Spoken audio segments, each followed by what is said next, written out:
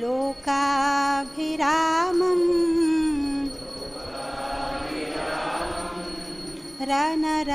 रणरङ्गधीरं राजीवनेत्रं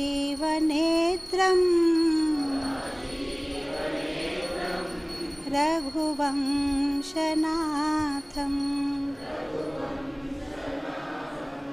कारुण्यरूपं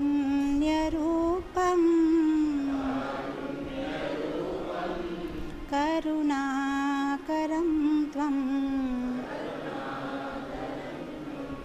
श्रीरामचन्द्रं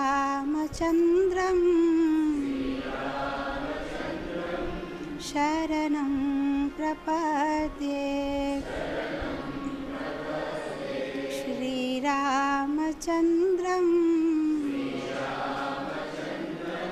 शरणं प्रपद्ये कृष्णाय वासुदेवाय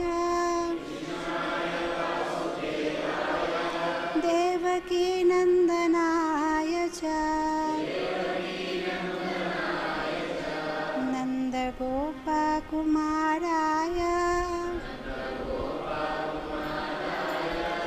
गोविन्दाय नमो नमः। नमो पङ्कजनाभाय नमो पङ्कजमालिने नमो पङ्कजनेत्राय नमस्ते पङ्कजाङ्घ्रि दक्षिणे लक्ष्मणो यस्य वामे तु जनकात्मजा पूरबे मारुति यस्य तं वन्दे रघुनन्दनं। हे कृष्णा करुणा सिन्धु दीनबन्धो जगत्पते गोपेशा गोपिका कान्त राधाकान्त नमोस्तुते। तप्तकाञ्चन गौराङ्गी राधे वृन्दावनेश्वरी वृषभानुसुते देवी प्रणमामि हरिप्रिये। जय श्री कृष्ण चैतन्य प्रभु नित्यानंद श्री अद्वैता गदाधर श्रीवासादि गौर भक्तवृंद। हरे कृष्णा कृष्णा कृष्णा हरे हरे हरे राम राम राम हरे हरे। नमो ओं विष्णुपादाय कृष्णप्रेष्ठाय भूतले श्रीमते भक्तिवेदांत स्वामिनिति नामिने। स्ते सरस्वती देवे गौरवाणी प्रचारिणे निर्विशेष शून्यवादी पाश्चात्य देशतारिणे। ओम अज्ञानातिमिरान्धस्य ज्ञानाञ्जनशलाकया चक्षुरन्मिलितं येन तस्मै श्रीगुरवे नमः। वाञ्छाकल्पतरुभयश्च कृपासिन्धुभयेव च पतितानां पावनेभ्यो वैष्णवेभ्यो नमो नमः। శ్రీల ప్రభుపాద కీ జై। గత కొన్ని ఆదివారాల నుంచి మనము నామరామాయణ గురించి చర్చిస్తున్నాము. గత ఆదివారం మనము అరణ్యకాండ పూర్తి చేశాము. మనము విన్నాము ఎలా శ్రీరాముడు ఆ లేడీ వెనక వెళ్ళడము, లక్ష్మణుడు ఆ రేఖాని గీసి తను కూడా వెనక వెళ్ళడము, ఈ లోపల రావణాసురు సీతమ్మని అపహరించడము, సీతమ్మని ఆకాశ మార్గం నుంచి రథం మీద తీసుకొని వెళ్ళిపోతూ ఉంటే జటాయు వెళ్ళి తన్ని కాపాడడానికి ప్రయత్నిస్తాడు. జటాయు తాలూకా రెక్కలు రావణాసురు నరికేస్తాడు. అండ్ మొత్తం మీద సీతమ్మని లంకకి తీసుకుని వెళ్ళిపోతాడు. ఇక్కడ శ్రీరాముడు లక్ష్మణ్తో సహా అడవి లోపల, ఆ దండకారణ్య వనము లోపల ప్రతి చెట్టుతోని, ప్రతి ఆకులతోని మాట్లాడుతున్నారు. మనం ఒక చాలా మనోరంజకమైన కథ విన్నాము. ఎలా ఈ యొక్క దృశ్యం చూసినప్పుడు పార్వతీదేవి ఆశ్చర్యపోయి శ్రీరాముడు తాలూకా పరీక్ష తీసుకుంటుంది. సో శ్రీరాముడు చాలా సాధారణ పురుషుడుగా ఏడుస్తూ ప్రతి జంతువుతోని, ప్రతి పక్షితోని, నీళ్ళతోని, ధరతోని, ఆకాశంతోని మాట్లాడుతున్నారు. ఎవరైనా సీతకు చూసారా? అండ్ ఏ ఏ చెరువుల్లో అయితే పాస్ అయ్యి వెళ్ళిపోతున్నారు, ఆ చెరువుల్లో ఉన్న చేపలతో కూడా మాట్లాడుతున్నారు, ఆ జింకతో కూడా మాట్లాడుతున్నారు. ఆ జింకని చూస్తే శ్రీరాముడు జింకతో అంటున్నారు, నీ కళ్ళులు ఎలా ఉన్నాయి, నా సీత తాలూకా కళ్ళులు కూడా అలానే ఉంటాయి, మృగనయిని చూసావా, నువ్వు సీతకు చూసావా అని. వాళ్ళు ఎవరైనా మాట్లాడకపోతే శ్రీరాముడు బతిమాలుతున్నారు, ఒక్కసారి ఇటు అటు కనీసం మీ ఒక తలని కదిలితే నాకు అర్థమవుతుంది, మీకు అర్థమవుతుందా నేనేం మాట్లాడుతున్నాను, అసలు మీరు చూసారా అని చెప్తూ ఉంటున్నారు. అలా కొంచెం ముందుకు వెళ్ళినప్పుడు కాబంద అని ఒక రాక్షసుడిని చంపుతారు.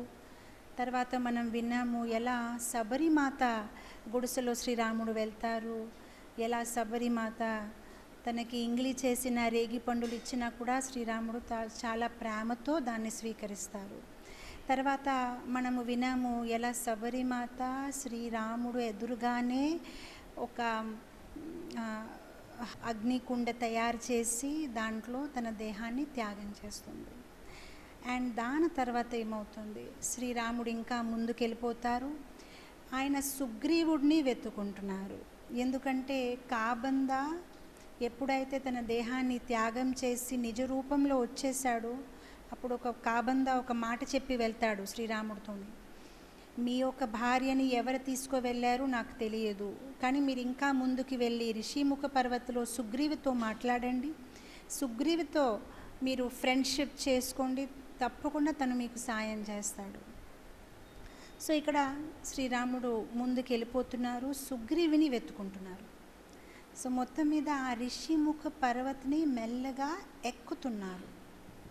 సో మనం ఇక్కడ ఉన్నాము, కిష్కింధ కాండని ఇక్కడ మొదలైంది. సో మనం ఈ కిష్కింధ కాండలో ఉన్న లైన్స్ని ఒకసారి పారాయణ చేసి లోపల మీనింగ్కి వెళ్దాము.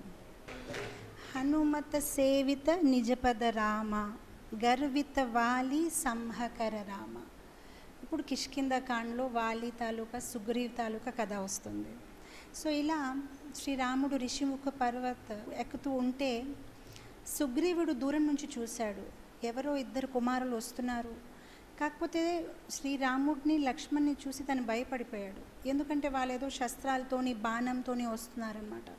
సో సుగ్రీవ్ వెంటనే హనుమంతో అంటారు, నువ్వు వెళ్ళి చూడు అసలు వాళ్ళు ఎవరు, బహుశా వాళ్ళని పంపించారు నన్ను చంపడానికి అని. సో అప్పుడు వెంటనే హనుమంతుడు ఒక బ్రాహ్మణ్ రూపం, ఒక విప్ర రూపం తీసుకొని అక్కడికి వెళ్ళిపోతాడనమాట. అండ్ అక్కడికి వెళ్ళి శ్రీరాముడితో అడుగుతాడనమాట, మీరెవరు, ఎక్కడి నుంచి వచ్చారు, సుకుమారంగా ఉన్నారు చూడ్డానికి, అడవిలో ఏం చేస్తున్నారని చాలా చక్కగా మధురంగా అడుగుతారు. ఇక్కడ గమనించే విషయం ఒకటి ఉంది, సుగ్రీవుడిలో చాలా చెడు గుణాలు ఉన్నాయి, మంచి లక్షణాలు లేదు.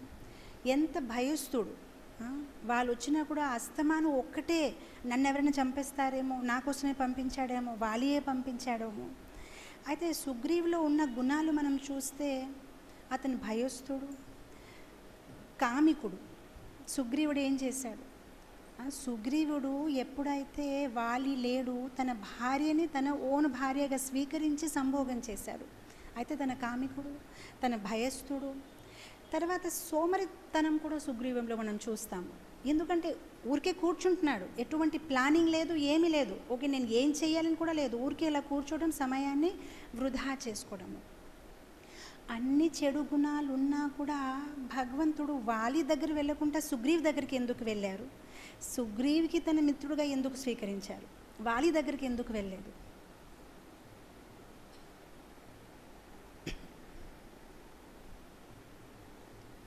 So beautiful and simple point.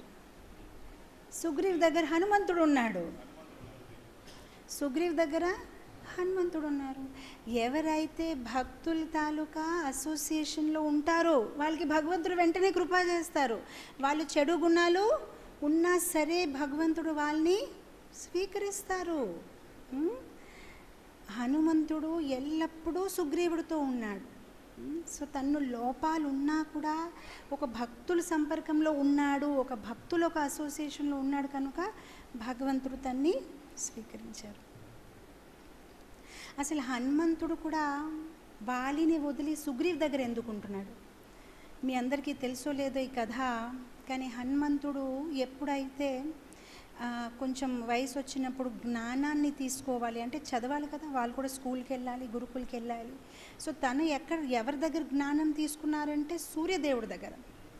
హనుమంతుడు సూర్యదేవుడి దగ్గరికి వెళ్తే సూర్యుడు అంటున్నారనమాట, నేను నీ వైపు చూసి నీకు నేర్పిస్తూ ఉంటే నా పని ఎవరు చేస్తారు? నేను అస్తమాను తిరుగుతూ ఉండాలి రథం మీద. సో నా పని నేను ఆపేసి నీకు చదువు చెప్పలేను కదా, శాస్త్ర అధ్యయనం చేయించలేను కదా. అయితే అప్పుడు హనుమాన్ అంటారు, సరే అయితే మీరు మీ పని చెయ్యండి, నేను మీకు డిస్టర్బ్ చెయ్యను, మీ ముందు ముందు నేను నడుస్తాను. అది కూడా ఎలా నడుస్తున్నాడు హనుమంతుడు?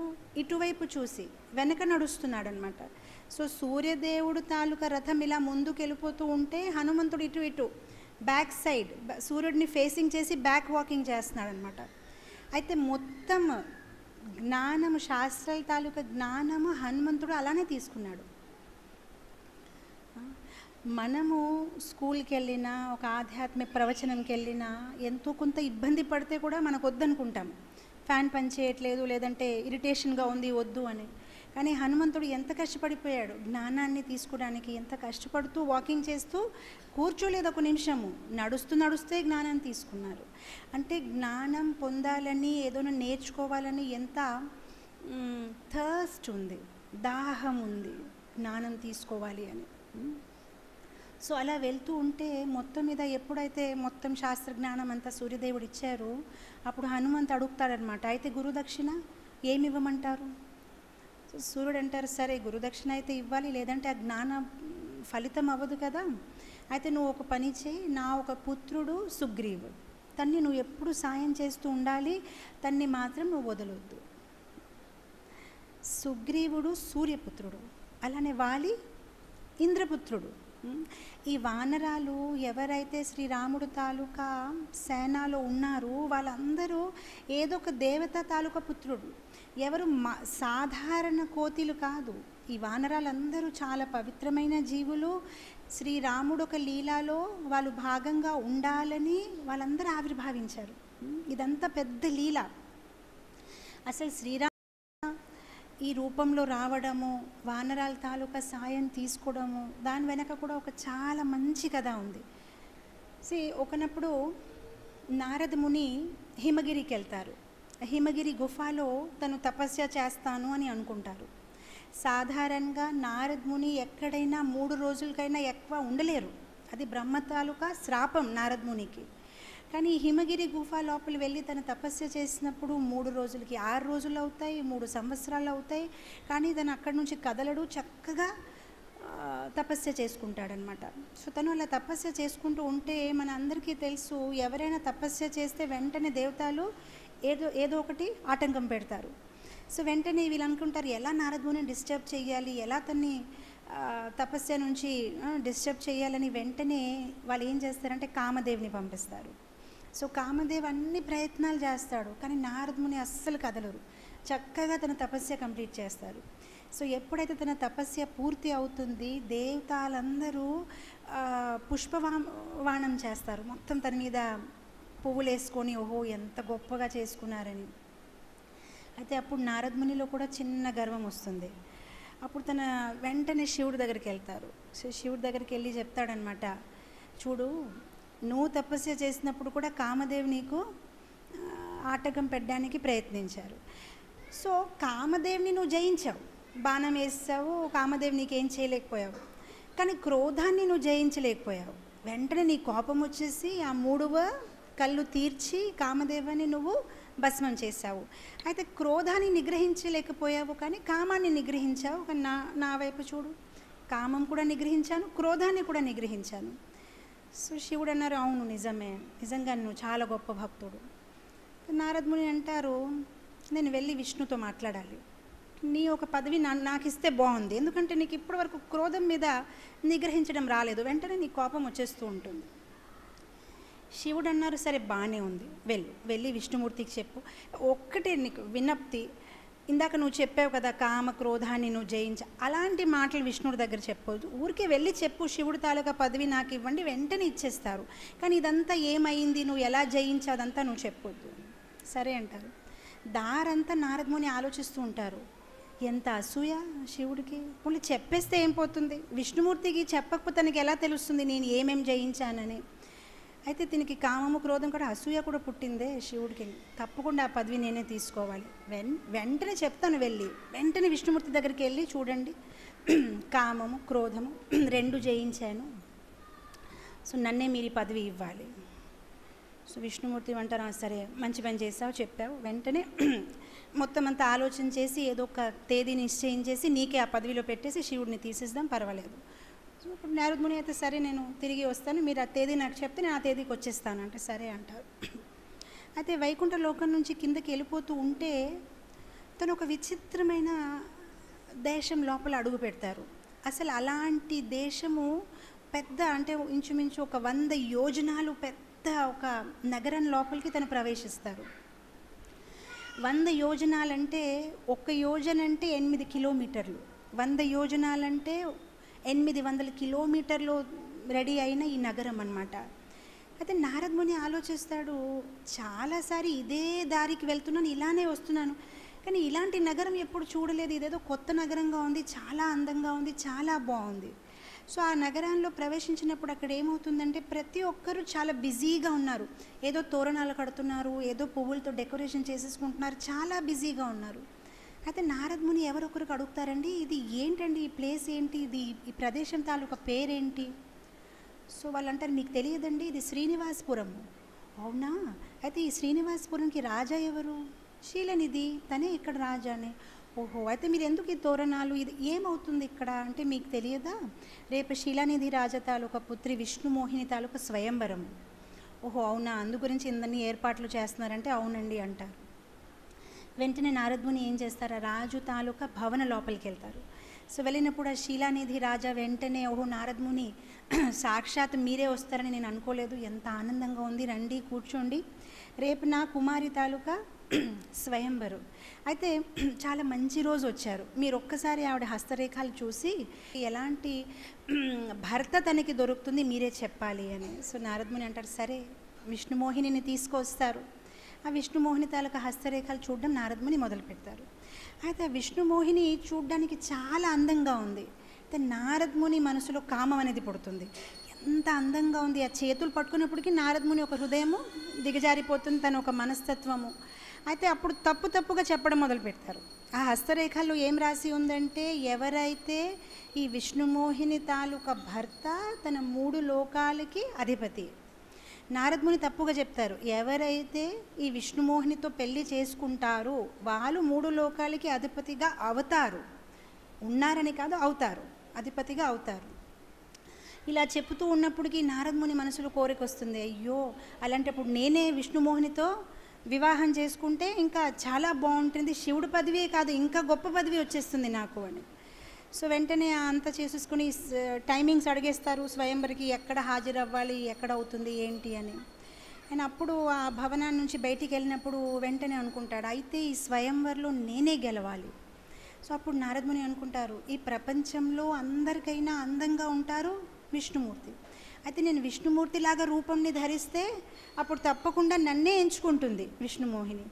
సో విష్ణుమూర్తిలాగా రూపం ఎలా, ఇప్పటి వరకు స్వామివారు చాలాసార్లు అడిగారు, నీకు మోక్షం కావాలి, సరూప్య మోక్షం సమీప్య మోక్షం, నేను ఎప్పుడూ ఒప్పుకోలేదు, లేదు ఇలానే బాగున్నాను, కానీ ఇప్పుడు నాకు కావాలి, నాకు స్వామి లాంటి రూపమే కావాలి.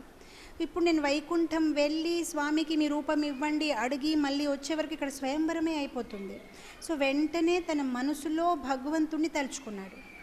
నారదముని గొప్ప భక్తుడు, ఎప్పుడైతే భగవంతుడికి తన హృదయంలో తలుచుకుంటున్నాడో వెంటనే స్వామి ప్రకటమయ్యారు హృదయం లోపల. సరే నారదముని నీకేం కావాలి అప్పుడు నారదుని అంటారు, స్వామి నాకు అద్భుతమైన రూపం ఇవ్వండి, అందమైన రూపం ఇవ్వండి, అందరికైనా వేరే రూపం ఇవ్వండి, అసలు అలాంటి రూపం ఈ ప్రపంచంలో ఎవరు చూడలేదు, అలాంటి రూపం నాకు ఇవ్వండి అంటారు. స్వామి సరే ఒప్పుకుంటారు. నారదముని ఇంకా చాలా హ్యాపీ అవుతారు. వెంటనే చూస్తారు మార్పులు వచ్చేసాయి శరీరంలో, చాలా అందంగా తయారైంది, చేతులు మాత్రం చాలా చూడడానికి ఫేర్గా అయిపోయారు, తెల్లగా అయిపోయారు. ఇప్పుడు వెంటనే మరుసటి రోజు స్వయంవరికి తయారైపోయి తను కూర్చుంటారు. టైం ఎక్కువగా లేదు.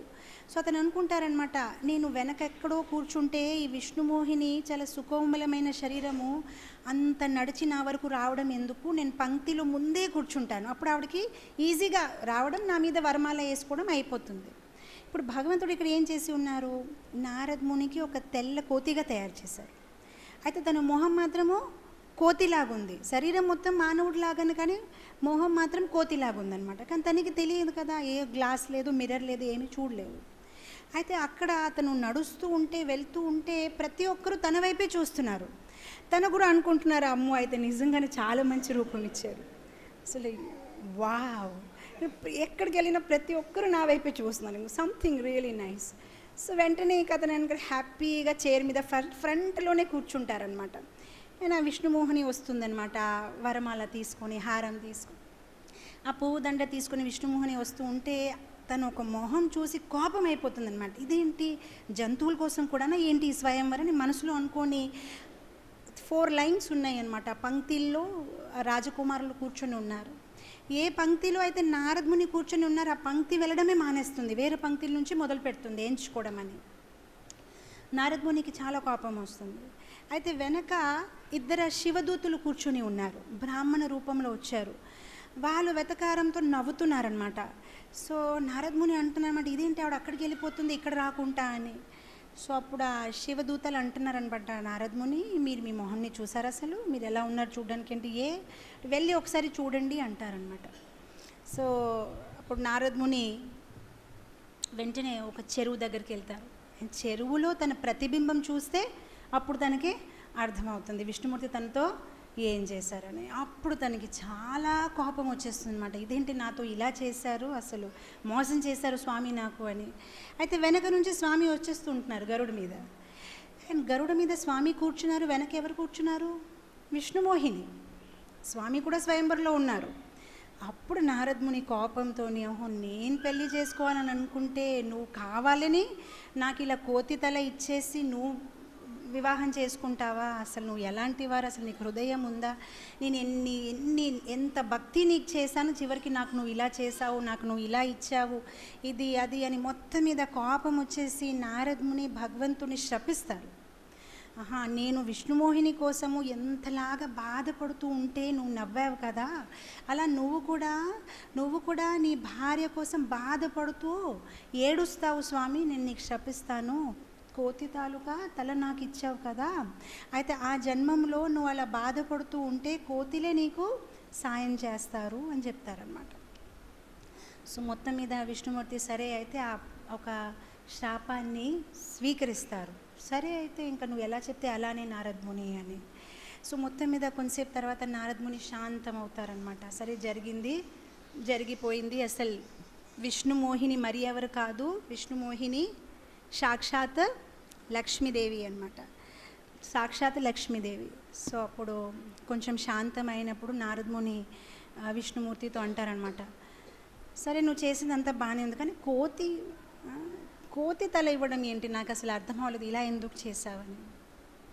సో అప్పుడు భగవంతుడు నారదమునితో అంటారు, నువ్వు బ్రహ్మచారిగానే బాగున్నావు, చూడు నీ పెళ్ళి ఒకవేళ జరిగి ఉంటే జీవితం అంతా నీ భార్య నీతో కోతి ఆట ఆడిపిస్తుంది, దాని బదులు కొన్ని గంటల కోసమే కోతిగా ఉన్నావు కదా, నేను నీకు బ్రతికించానే, ఎందుకు బాధపడుతున్నావు అని చెప్తారనమాట.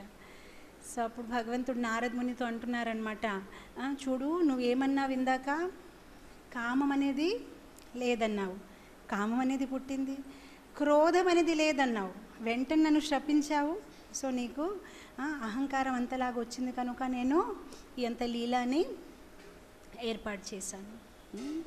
సో యాజ్ డివోటీస్ మనం చాలా కేర్ఫుల్గా ఉండాలి. అహంకారం అనేది, గర్వం అనేది చాలా ఈజీగా వచ్చేస్తుంది. మనం కూడా ఇస్కాన్లో కొత్తగా వచ్చినప్పుడు, కొత్తగా క్లాసులు వినినప్పుడు, కొత్తగా బుక్స్ చదివినప్పుడు మన ఒక భావన కూడా ఎలా ఉంటుంది? నేను దాసాను. అదే కొన్ని రోజులకు వస్తే, కొన్ని రోజులు ముందుకెళ్తే ఏమవుతుంది? నేను దాసు. ఇంకా కొన్ని రోజులైతే నేను దాసు.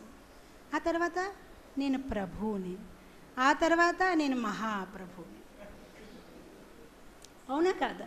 వెంటనే ఆ వినయము అన్నీ పోతాయి. నేను ఎన్నో సంవత్సరాల నుంచి వస్తున్నాను, నాకు అన్నీ తెలుసు, నాకు ఎవరి దగ్గర ఏది వినాలని అవసరం లేదు.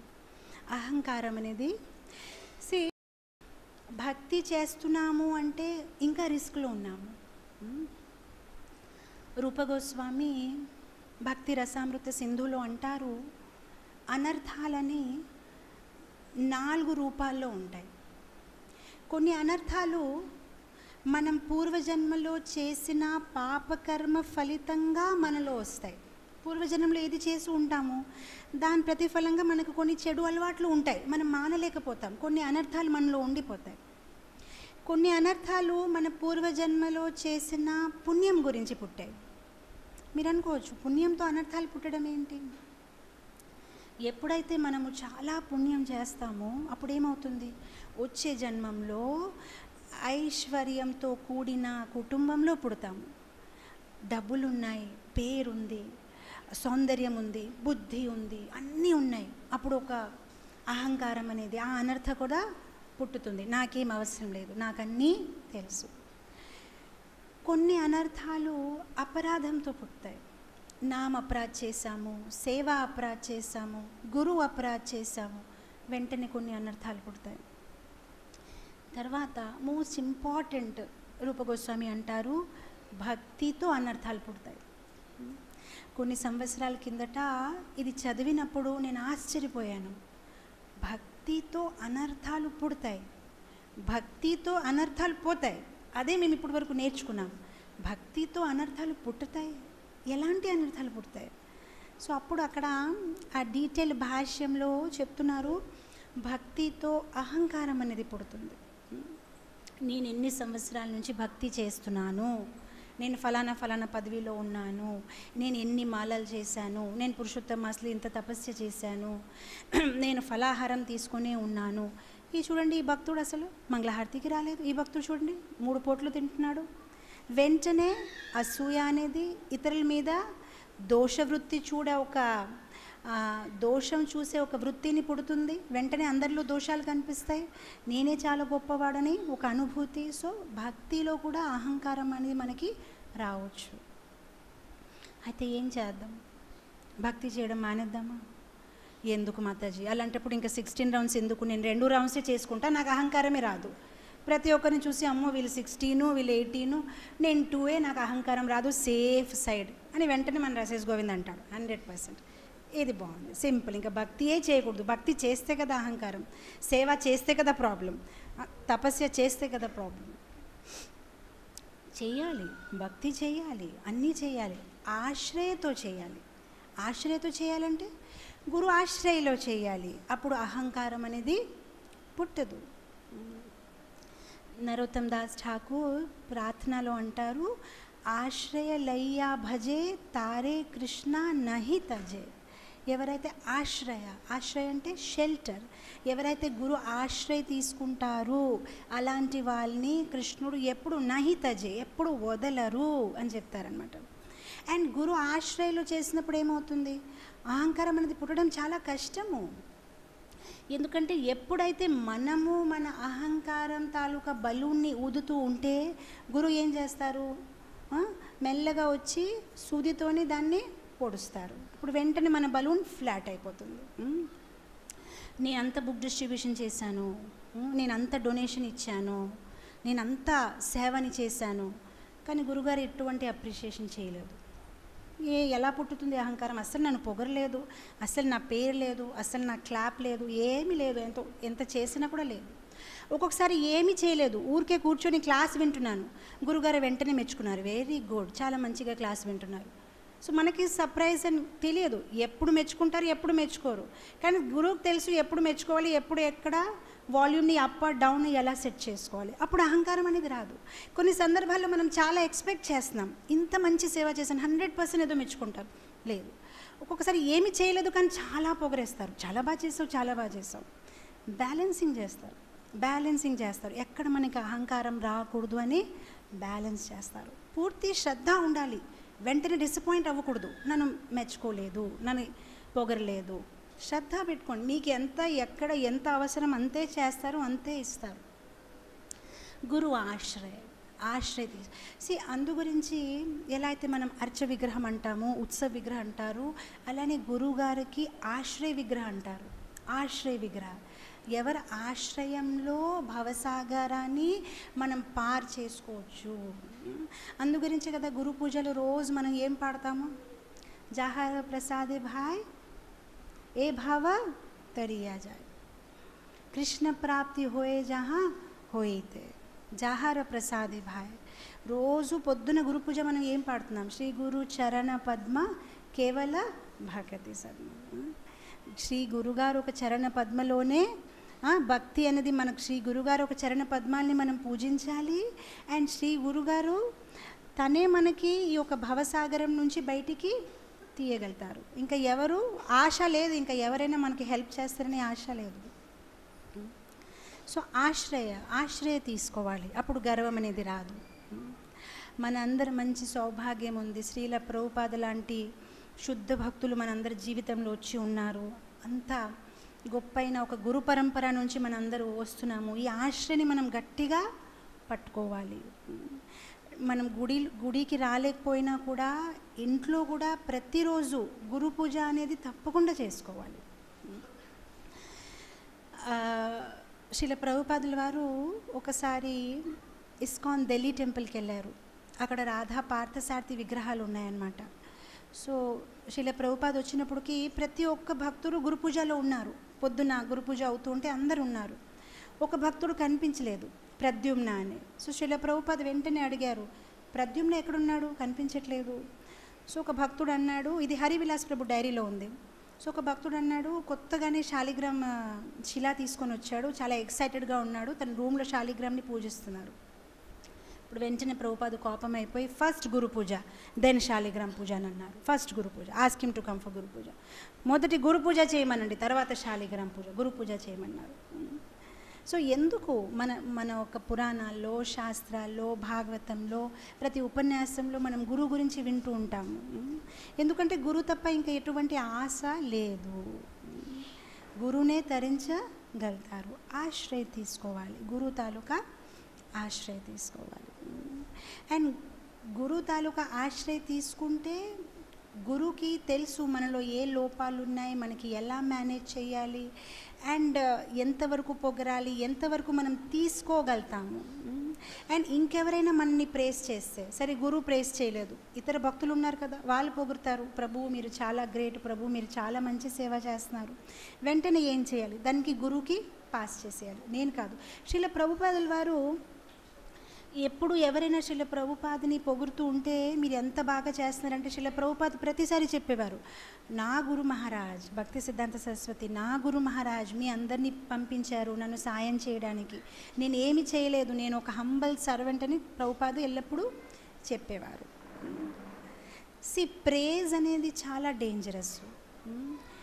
చిన్నప్పుడు టింకల్ స్టోరీ బుక్ వచ్చేది, ఇప్పుడు కూడా టింకల్ అనేది వస్తుంది అనుకుంటాను, టింకల్ డైజెస్ట్. దానిలో ఒక చాలా చక్కని ఒక కథ నేను చదివాను. ఒక గ్రామంలో చిన్న చెరువు ఉంది, చెరువు పక్కనే ఒక చెట్టు ఉంది, ఆ చెట్టు మీద 2 పక్షులు ఉన్నాయన్నమాట. ఆ చెరువులో ఒక తాబేలు ఉంది. ఇప్పుడు ఇలా సమీపంలో ఉండడం వల్ల ఆ తాబేలుకి ఆ పక్షులకి చాలా మంచి మిత్రత అయ్యిందనమాట. సో ఒకనప్పుడు ఆ ఒక గ్రామంలో కరువు అనేది ఏర్పడింది. సో ఆ చెరువులో ఉన్న నీళ్ళు మొత్తం ఎండిపోయింది. సో ఇప్పుడు ఆ పక్షులు అనుకుంటున్నారన్నమాట, ఏం చేద్దాం, ఎక్కడికి వెళ్దాం, అసలు ఇక్కడ నీళ్ళు లేదు, వేరొక గ్రామంకి వెళ్ళిపోతే అక్కడ వర్షం పడింది, మంచిగా నీళ్ళు ఉంది, అక్కడికి వెళ్ళిపోదాం. అయితే వాళ్ళకి చాలా దుఃఖంగా ఉంది. మళ్ళీ మన స్నేహితుడు తాబేలు అయితే అది ఎగరలేదు కదా, ఆ తాబేలుని ఎలా తీసుకువెళ్దాం, ఏం చేద్దామని వాళ్ళు అలా ఆలోచిస్తూ ఉంటే ఆ తాబేలు ఒక యుక్తి చెప్తాడు. ఆ తాబేలు అంటుంది, ఒక పని చేయండి, మీరు ఒక కర్ర తీసుకోండి, ఆ కర్రకి ఇటు ఒక పక్షి ఇక్కడ ఒక పక్షి తన ముక్కుతో దాన్ని పట్టుకుంటే నేను నా నోటుతో ఆ ఒక కర్రని పట్టుకుంటాను, అప్పుడు మీరు ఇలా ఎగురుతూ ఉంటే నన్ను కూడా వేరే గ్రామాన్ని తీసుకొని వెళ్ళిపోవచ్చు. సో వీళ్ళంటారు, చాలా బాగా ఐడియా ఇచ్చావు, చాలా బాగుంది, అయితే చలో మనం ఇలా చేద్దాం. మొత్తం మీద ఒక కర్ర పట్టుకుంటారు, ఆ తాబేలు కూడా నోటుతో కర్రని పట్టుకుంటే వాళ్ళు అలా ఎగిరి వెళ్ళిపోతారు. సో ఒక గ్రామం నుంచి ఇంకొక గ్రామం అలా ఎగురుతూ వెళ్ళిపోతూ ఉంటే ఆ గ్రామవాసులు అనుకుంటున్నారనమాట, ఎంత బాగుంది వీళ్ళు కోఆపరేషన్, అసలు ఇలా ఉంటే అందరూ హ్యాపీగా ఉంటారు ఈ వరల్డ్లో, చక్కగా కోఆపరేట్ చేస్తున్నారు, అది ఎంత మంచి ఐడియా, అసలు ఈ ఐడియా ఎవరిదో అని. పక్కతను అంటాడనమాట, ఎవరిది ఉంటుంది, ఆ పక్షులే, ఇంకా తాబేలుకి పెద్ద బుద్ధి ఉండదు కదా అని. వీళ్ళు ఇలా మాట్లాడుతూ ఉంటే ఆ తాబేలుకి చాలా కోపం వస్తుందనమాట, ఇచ్చింది ఐడియా నేను, వీళ్ళని అందరూ పొగుడుతున్నారు, ఏ గ్రామంకి వెళ్తే వీళ్ళ గురించి మాట్లాడుతున్నారు, ఈ పక్షులు ఎంత మంచి పని చేస్తున్నారని. మొత్తం మీద ఇంకా తట్టుకోలేక నోరిప్పాడు, నేనండి నేనే ఇచ్చాను ఐడియా. అప్పటికి ఏమై ఉంటుంది, కిందకి పడిపోతుంది, నోరిప్పాడు కదా. అందుకోసం మనం కేర్ఫుల్ ఉండాలి. మనం ఏం చేస్తాం, నేనే చేశాను, ఆ సేవ నేనే చేశాను, ఇది బాగుందా, నేనే చేశాను, ఈ సేవ నేనే చేశాను, నేనే చెప్పినప్పటికి ఏమవుతుంది, మాయాదేవి మనల్ని పట్టుకుంటుంది, రా నువ్వే చేసావు, వెరీ గుడ్. అండ్ మాయాదేవి ఏం చేస్తుంది, మన భక్తిని చంపేసి పడేస్తుంది.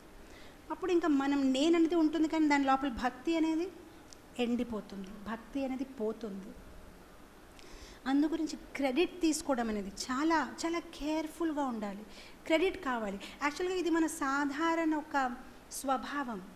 ఏ పని చేసినా మనకి క్రెడిట్ కావాలి, ఎవరైనా మెచ్చుకోవాలి, నేను బాగా చేస్తానని ఒక్కసారి చెప్పాలి, అప్పుడే సంతోషం.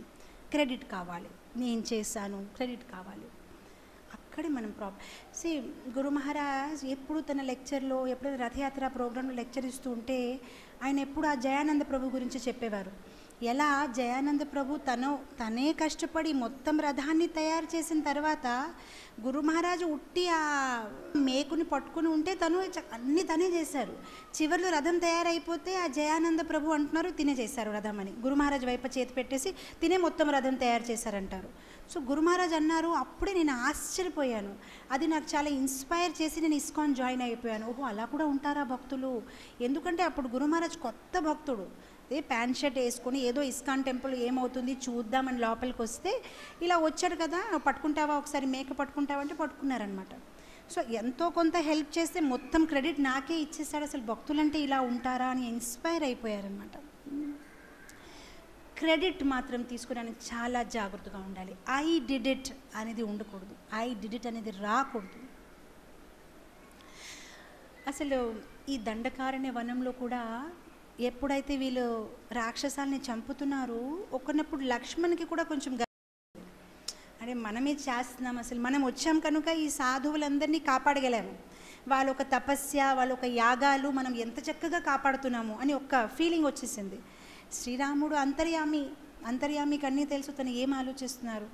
సో వెంటనే శ్రీరాముడు చెప్పడం మొదలుపెట్టారు, ఓ లక్ష్మణ, ఓ సీత, నీకు తెలుసా మనం ఈ రాక్షసాలని చంపుతున్నాం కదా, యాక్చువల్గా ఈ ఋషులు, ఈ మునిలు, ఈ సాధువులు వాళ్ళకి కావాలంటే వాళ్ళే చంపేయచ్చు, మన వరకు వచ్చే అవసరం లేదు. కానీ ఇలాంటి సాధువులకి క్రెడిట్ తీసుకోవడం అనేది ఇష్టం లేదు, నేను చేశాను అని ఒక పేరు వాళ్ళకి ప్రతిష్ట ఇష్టం లేదు. సో అప్పుడు శ్రీరాముడు ఒక చక్కని కథ చెప్తారు, బ్యూటిఫుల్ స్టోరీ చెప్తారు సీతమ్మతోని మరి లక్ష్మణ్తోని. శ్రీరాముడు అంటారు, ఒకసారి ఒక సాధువుకి చాలా గర్వం ఉంది, నేను చాలా సింపుల్ గుడిసెలో ఉంటాను, ఈ ఇస్కాన్ డివోటీస్ లాగా శాంసంగ్ ఫోను వాడను, ల్యాప్టాప్ వాడను, ఏది వాడను, ఎంత బాగుంటాను, సింపుల్గా ఉంటాను, ఏదో ధోతి వేసుకుంటాను చక్కగా, నాకు ఎంత వైరాగ్యం ఉంది అసలు అని. సో అలా గర్వంతో తను తపస్య చేసుకోవడము, ఏదో రూట్స్ అండ్ ఫ్రూట్స్, ఏదో పండ్లు ఏదో తినడము, చాలా సింపుల్గా గుడిసు కట్టి ఉంటున్నాడు. అయితే తను చాలా సింపుల్గా ఉంటే పై లోకాల్లో దేవతలు అందరూ నవ్వుతున్నారు. ఎంత గర్వం ఏర్పడింది, ఎంతో కొంత సింపుల్గా ఉండడం, ఎంత ప్రౌడ్, నేను ఏదో సాధించినట్లు. అయితే ఒకసారి ఇంద్రుడు ఏం చేస్తారంటే కిందకి వెళ్తారు రాత్రి, ఆ గుడిసెకి తలుపు కొడతాడు. ఇతను బయటికి వస్తాడు. అతను అంటాడు, చాలా వర్షం పడుతుంది కదా, ఉండడానికి ప్లేస్ ఏం లేదు, మీ గుడిసెలో ఉండొచ్చా అని. సో తిని అంటారు, నేను మళ్ళీ నాకు ఎటువంటి ఆసక్తి వద్దు ఎవరితోని, నేను ఇంకా మీకు చోటు ఇవ్వలేనండి, మీరు కొంచెం బయటే ఉండండి. లేదు మళ్ళీ నాకు ప్రాబ్లం అండి, నేను ఎక్కడ ఉండమంటారంటే అతను అంటారు, సరే అయితే మీరు కొంచెం బయట ప్లేస్ ఉంది కదా అక్కడే ఉండండి అంటారు. సో తిని అంటారు, సరే అయితే. రాత్రి అంతా బయటే పడుకుంటారు. పొద్దున అయ్యేసరిక ఇతను మళ్ళీ బయటికి వచ్చి, ఇంకా మీరు ఇక్కడే ఉన్నారా, వెళ్ళిపోలేదా అంటే, వెళ్ళిపోతాను, కాకపోతే ఈ కత్తి అనేది చాలా కాస్ట్లీగా ఉంది, చాలా ఎక్స్పెన్సివ్ కత్తి. అయితే ఇక్కడ తీసుకొని వెళ్తే దారిలో దొంగలు ఉంటారు కదా, ఎవరైనా దొంగలించేస్తారేమో, ఈరోజు నేను ఇక్కడ పెట్టుకోవచ్చా ఈ కత్తిని, నేను మరుసటి రోజు నా సేనాని పంపిస్తాను, ఎవరో వచ్చి తీసుకుంటారు, కానీ నేను మాత్రం సేఫ్గా ఇక్కడ నుంచి వెళ్ళిపోవాలి కదా. తిను అంటారు, అస్సలు అవ్వదండి, నా గుడుసు చూసారా, ఎక్కడైనా ఏమైనా కనిపించిందా, ఏ టెలిఫోన్ అయినా, ఏ ఫోన్, నేను చాలా సింపుల్గా ఉంటానండి, ఇలాంటి పనికి రాదు. ఒక్క రోజు కోసం అండి, రేపు మార్నింగ్ వచ్చి తీసేసుకుంటారు అంటే అతను అంటాడు, సరే సరే అయితే ఇక్కడ పెట్టుకోండి అని చెప్తారు. సరే వెళ్ళిపోతాడు. మరుసటి రోజు రాడు, దాని తర్వాత రోజు రాడు, దాని తర్వాత రోజు రాడు, కొన్ని రోజులు వెళ్ళిపోతాయి. ఇతను రోజు తన ఒక గుడుసు పరిశుభ్రం చేస్తాడు, చీపురు తీసుకొని క్లీనింగ్ చేయడము. సో అక్కడ క్లీన్ చేయట్లేదు, ఎందుకంటే ఆ కత్తి దగ్గర వెళ్ళడం కూడా తనకి ఇష్టం లేదు. ఇంకా కొన్ని రోజులు పోయిన తర్వాత తను అనుకుంటారనమాట, మళ్ళీ అక్కడ క్లీన్ చేయాలి కదా, తప్పదు కదా అని ఇలా పట్టుకుంటాడు ఆ కత్తిని, ఇలా పడేసి అక్కడ నుంచి తుడిచేస్తాడు. మళ్ళీ అక్కడ పెట్టాడు కదా కత్తి, మరుసటి రోజు మళ్ళీ అక్కడి నుంచి పట్టుకొని ఇక్కడ పెట్టి అక్కడ తుడిచేస్తాడు, కానీ అతను ముట్టుకోవాలని తనకి ఇష్టం లేదు. మొత్తం మీద ఒకరోజు ఇలా పట్టుకుంటూ దాన్ని ఇలా పట్టుకుంటాడు, బాగుంది, పెట్టేసుకుంటారు. మళ్ళీ ఇంకో రోజు పోతే దాన్ని కొంచెం ఇలా ఆడుకుంటారు, చాలా బాగుంది ఇది. తర్వాత అనుకుంటారు, నేను రోజు అడవికి వెళ్తాను కదా, జంతువులు ఉంటాయి, ఒక్కొక్కసారి నాకు అటాక్ చేస్తారు, చాలా భయంగా ఉంది, ఇది నాతో తీసుకువెళ్తాను, ఏమైనా ప్రాబ్లం వస్తే వాడతాను, లేదంటే లేదు. మొత్తం మీద తీసుకువెళ్తాడు. అయితే చెట్టు దగ్గరికి వెళ్ళి ఏదో పండ్లు కోస్తూ ఉంటే అక్కడ ఒక పాము వెళ్ళిపోతూ ఉంటుంది. సో ఇంకా తిను ఇలా కాపాడనుకున్న పొరపాటులో ఆ పాముని చంపేస్తాడు ఆ కత్తితోని. తను రక్షించడానికి ఏదో ప్రయత్నిస్తున్నాడు, ఆ పాముని చంపేస్తాడు. సో అతను అనుకుంటాడు, అయ్యయ్యో చాలా తప్పు పని చేసేస్తాను, అసలు చాలా జాగ్రత్తగా ఉండాలి. తర్వాత అనుకుంటారు, సరే శాస్త్రంలో చెప్పారు కదా, పాముని చంపితే పాపం ఏం లేదు, ఏం పర్వాలేదు అనుకుంటాడు. అయితే ఇప్పుడు తను రోజు అలవాటు పెట్టుకున్నాడు, రోజు ఆ కత్తిని దాంతో తీసుకువెళ్తున్నాడు. మెల్లమెల్లగా ఆ కత్తి పట్ల ఆసక్తి అనేది పెరిగింది. అండ్ ఒకసారి ఒక పాము, ఒకసారి ఒక జంతువు, ఇలా అలా అంటూ మొత్తం మీద అతను థౌజండ్స్ ఆఫ్ యానిమల్స్ని చంపడం మొదలుపెట్టాడు. సో అప్పుడు తను అనుకుంటాడనమాట, కొన్నాళ్ళ తర్వాత ఎప్పుడైతే తనకి ఆ ఇంద్రుడు మళ్ళీ వచ్చి నా కత్తిని ఇవ్వండి అంటే, అప్పుడు తను ఆలోచిస్తాడు, అయ్యో నేను ఎక్కడి నుంచి ఎక్కడికి వెళ్ళిపోయాను. అయితే దేనివల్ల అయ్యింది, ధ్యాయతే విషయాపుంష, కనిపించింది ఎదురుగా, దాని పట్ల ఆసక్తి అనేది పెరిగింది. మెల్లమెల్లగా కొంచెం అంటూ ఎంత పెద్ద తప్పు చేశాను. మన భక్తి జీవితంలో కూడా అలానే అవుతుంది. మనం అనుకుంటాం కొంచెం మాయా, నేను పెద్దగా ఏం చేయను, కొంచెం చేస్తాను, ఆ కొంచెం నుంచి పెద్దగా తయారైపోతుంది. అది ఎప్పుడు మన భక్తిని బయట తోసేసింది మనకి అర్థం అవ్వదు. కేర్ఫుల్గా ఉండాలి. నేను ఎప్పుడు చెప్తూ ఉంటాను కదా, ట్రైన్లో కూర్చున్నప్పుడు ఏమవుతుంది, కొంచెం ప్లేస్ ఇవ్వండి చెప్పి మొత్తం మీద మన్ని తోసేసి మనం కింద ఉంటాం, వాళ్ళు కూర్చుంటారు. అలా మాయాదేవి కూడా కొంచెం ప్లేస్ ఇవ్వండి, కొంచెం జరగండి, వెళ్ళండి, సండే పర్వాలేదు, చెయ్యండి మీ 16 రౌండ్స్ పర్వాలేదు, కొంచెం నాకు స్పేస్ ఇవ్వండి, కొంచెం ఆ టీవీ రిమోట్ అంటుంది కొంచెం ఓపెన్ చేయండి, న్యూస్ మళ్ళీ ఉండాలి కదా, కనీసం కొంచెం నాలెడ్జ్, ఆ న్యూస్ పేపర్ అంటుంది నాకు కొంచెం ప్లేస్ ఇవ్వండి, ఆ యూట్యూబ్లో చూస్తున్నాము కీర్తను, కొంచెం నాకు ప్లేస్ ఇవ్వండి, మళ్ళీ ఆల్ నాలెడ్జ్ ఉండాలి కదా. అయిపోయింది, ఎక్కడికి వెళ్ళిపోయాం మనకి తెలియదు, చాలా జాగ్రత్తగా ఉండాలి. సో ఇక్కడ ఏమయ్యింది, నారద మునిలో గర్వం అనేది పుట్టింది, కామం అనేది పుట్టింది. సో గురువు ఆశ్రయ తీసుకుంటే ఆ బ్యాలెన్స్ అనేది ఉంటుంది. భక్తిలో కూడా గర్వం చేస్తే చాలా పెద్దగా దిగజారిపోతాం. చాలా గొప్పగా పడిపోతాం అసలు. అది ఇంకా అసహాయంగా ఉంటుంది. ఒకతను చాలా సంవత్సరాల నుంచి ప్రతిరోజు పొద్దున లేచి గాయత్రి మంత్రం చేయడము, చాలా చక్కగా అన్నీ పాటించడం అన్నమాట. సో ఒక్కరోజు పొరపాటున వేసి గాయత్రి మంత్రం అనేది 3 సార్లు చేస్తారు. మార్నింగు అండ్ మధ్యాహ్నము అండ్ సంధ్యా వందనం చేస్తారు. అయితే ఒక్కసారి పొరపాటున ఏమైందంటే చాలా చక్కగా లంచ్ తిన్నాడు, సండే రోజు పడుకోపోయారు. మధ్యాహ్నం గాయత్రి చెయ్యాలని తనకి గుర్తు రాలేదు. అయితే ఎవరో తన్ని లేపారు. మర్చిపోతున్నావు, మధ్యాహ్నం టైం చూడు, గాయత్రి చేయాలి కదా. థ్యాంక్ యూ అని వెంటనే గాయత్రి చేసుకున్నాడు. సో గాయత్రి అయిపోయిన తర్వాత తను అడిగారని, మీరు ఎవరండి, ఎంత మంచి వాళ్ళు నాకు వచ్చి చెప్పారు. తను అంటాడు, నేను కలిని. అప్పుడు తను అడుగుతాడు, కలి అంటే భగవంతుడి నుంచి దూరం చేస్తారు కదా, మీరేంటి నాకు గుర్తు చేస్తున్నారు జపం చేసుకో అని. సో అప్పుడు కలి అంటాడనమాట, మీరు రోజు చేస్తున్నారు గత 15 సంవత్సరాల నుంచి వితౌట్ గ్యాప్, మర్చిపోకుండా. ఒకవేళ మీరు ఈరోజు మర్చిపోయారనుకోండి, అయితే మీరు వినయంగా తయారవుతారు. ఇప్పుడు వరకు మీకు మంచి గర్వం ఉంది, నేను ఎప్పుడు మిస్ అవ్వను, నేను పర్ఫెక్ట్ పర్సన్. మిస్ అయ్యారనుకోండి, మీరు వినయంగా తయారవుతారు. వినయంగా తయారవుతే నాకు ప్రాబ్లం. మీరు ఇలానే గర్వంతో ఉండిపోతే నో ప్రాబ్లం. చూస్తున్నారా కలి తాలూకా యుక్తి? కేర్ఫుల్గా ఉండాలి. భక్తి చేస్తున్నాము, అన్నీ చేస్తున్నాము, వినయం అనేది కోల్పోకూడదు, చాలా జాగ్రత్తగా ఉండాలి. సో భక్తుల తాలూకా అసోసియేషన్లో ఉండాలి. ఎవరైతే భక్తుల తాలూకా అసోసియేషన్లో ఉంటారో, మనం ఒకవేళ దిగజారిపోయినా తప్పు చేసినా భక్తులు చెప్తారు, మీరు ఇక్కడ రాంగ్ అవుతున్నారు, ఇది మీరు వేరుగా చేస్తారు, మీరు చేయకూడదు. గురు తాలూకా ఆశ్రయం తీసుకోవాలి, భక్తుల ఒక సంగతిలో ఉండాలి. అయితే సుగ్రీవుడు హనుమాన్ తాలూకా ఒక సంగతిలో, హనుమాన్ తాలూకా అసోసియేషన్లో ఉండడం వల్ల ఏమైంది, సుగ్రీవుడు కామదాసుడు, ఇక్కడ ఏం తయారయ్యాడు, రామదాస్గా తయారైపోయాడు. రామ పనిలో తన జీవితాన్ని అంకితం చేశాడు. రామదాస్గా మారిపోయాడు. ఎలా? భక్తుల తాలూకా సాంగత్యంతో.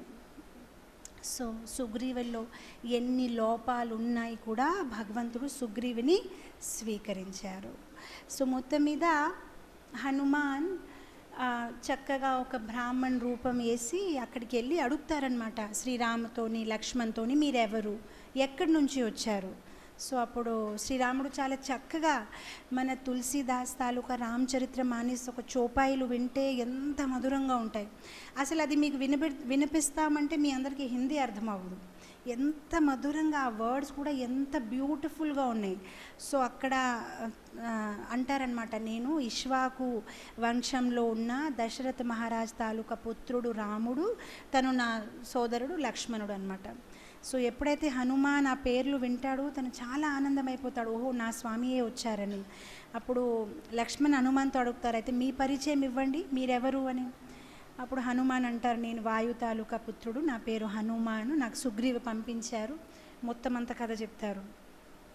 అప్పుడు హనుమాన్ అంటారనమాట శ్రీరాముడితోనే, అయితే నాతో రండి, నేను మీకు సుగ్రీవంతో పరిచయం చేపిస్తాను. సో అప్పుడు రాముడు లక్ష్మణ్ అంటున్నారనమాట, చాలా ఎత్తుగా ఉంది ఆ పర్వతాన్ని మనం క్రాస్ చేసి వెళ్ళాలంటే. అప్పుడు హనుమంత్ అంటారు, సరే ఏం పర్వాలేదు, మీరు నా భుజాలపైన కూర్చోండి. సో అప్పుడు శ్రీరాముడికి లక్ష్మణ్కి తన భుజాలపైన కూర్చోపెట్టి తన ఒక రూపాన్ని తను పెద్దగా తయారు చేసి ఆ రిషిముఖ పర్వతం తాలూకా శిఖరం పైన వెళ్ళి సుగ్రీవు దగ్గర వీళ్ళని దింపుతారనమాట.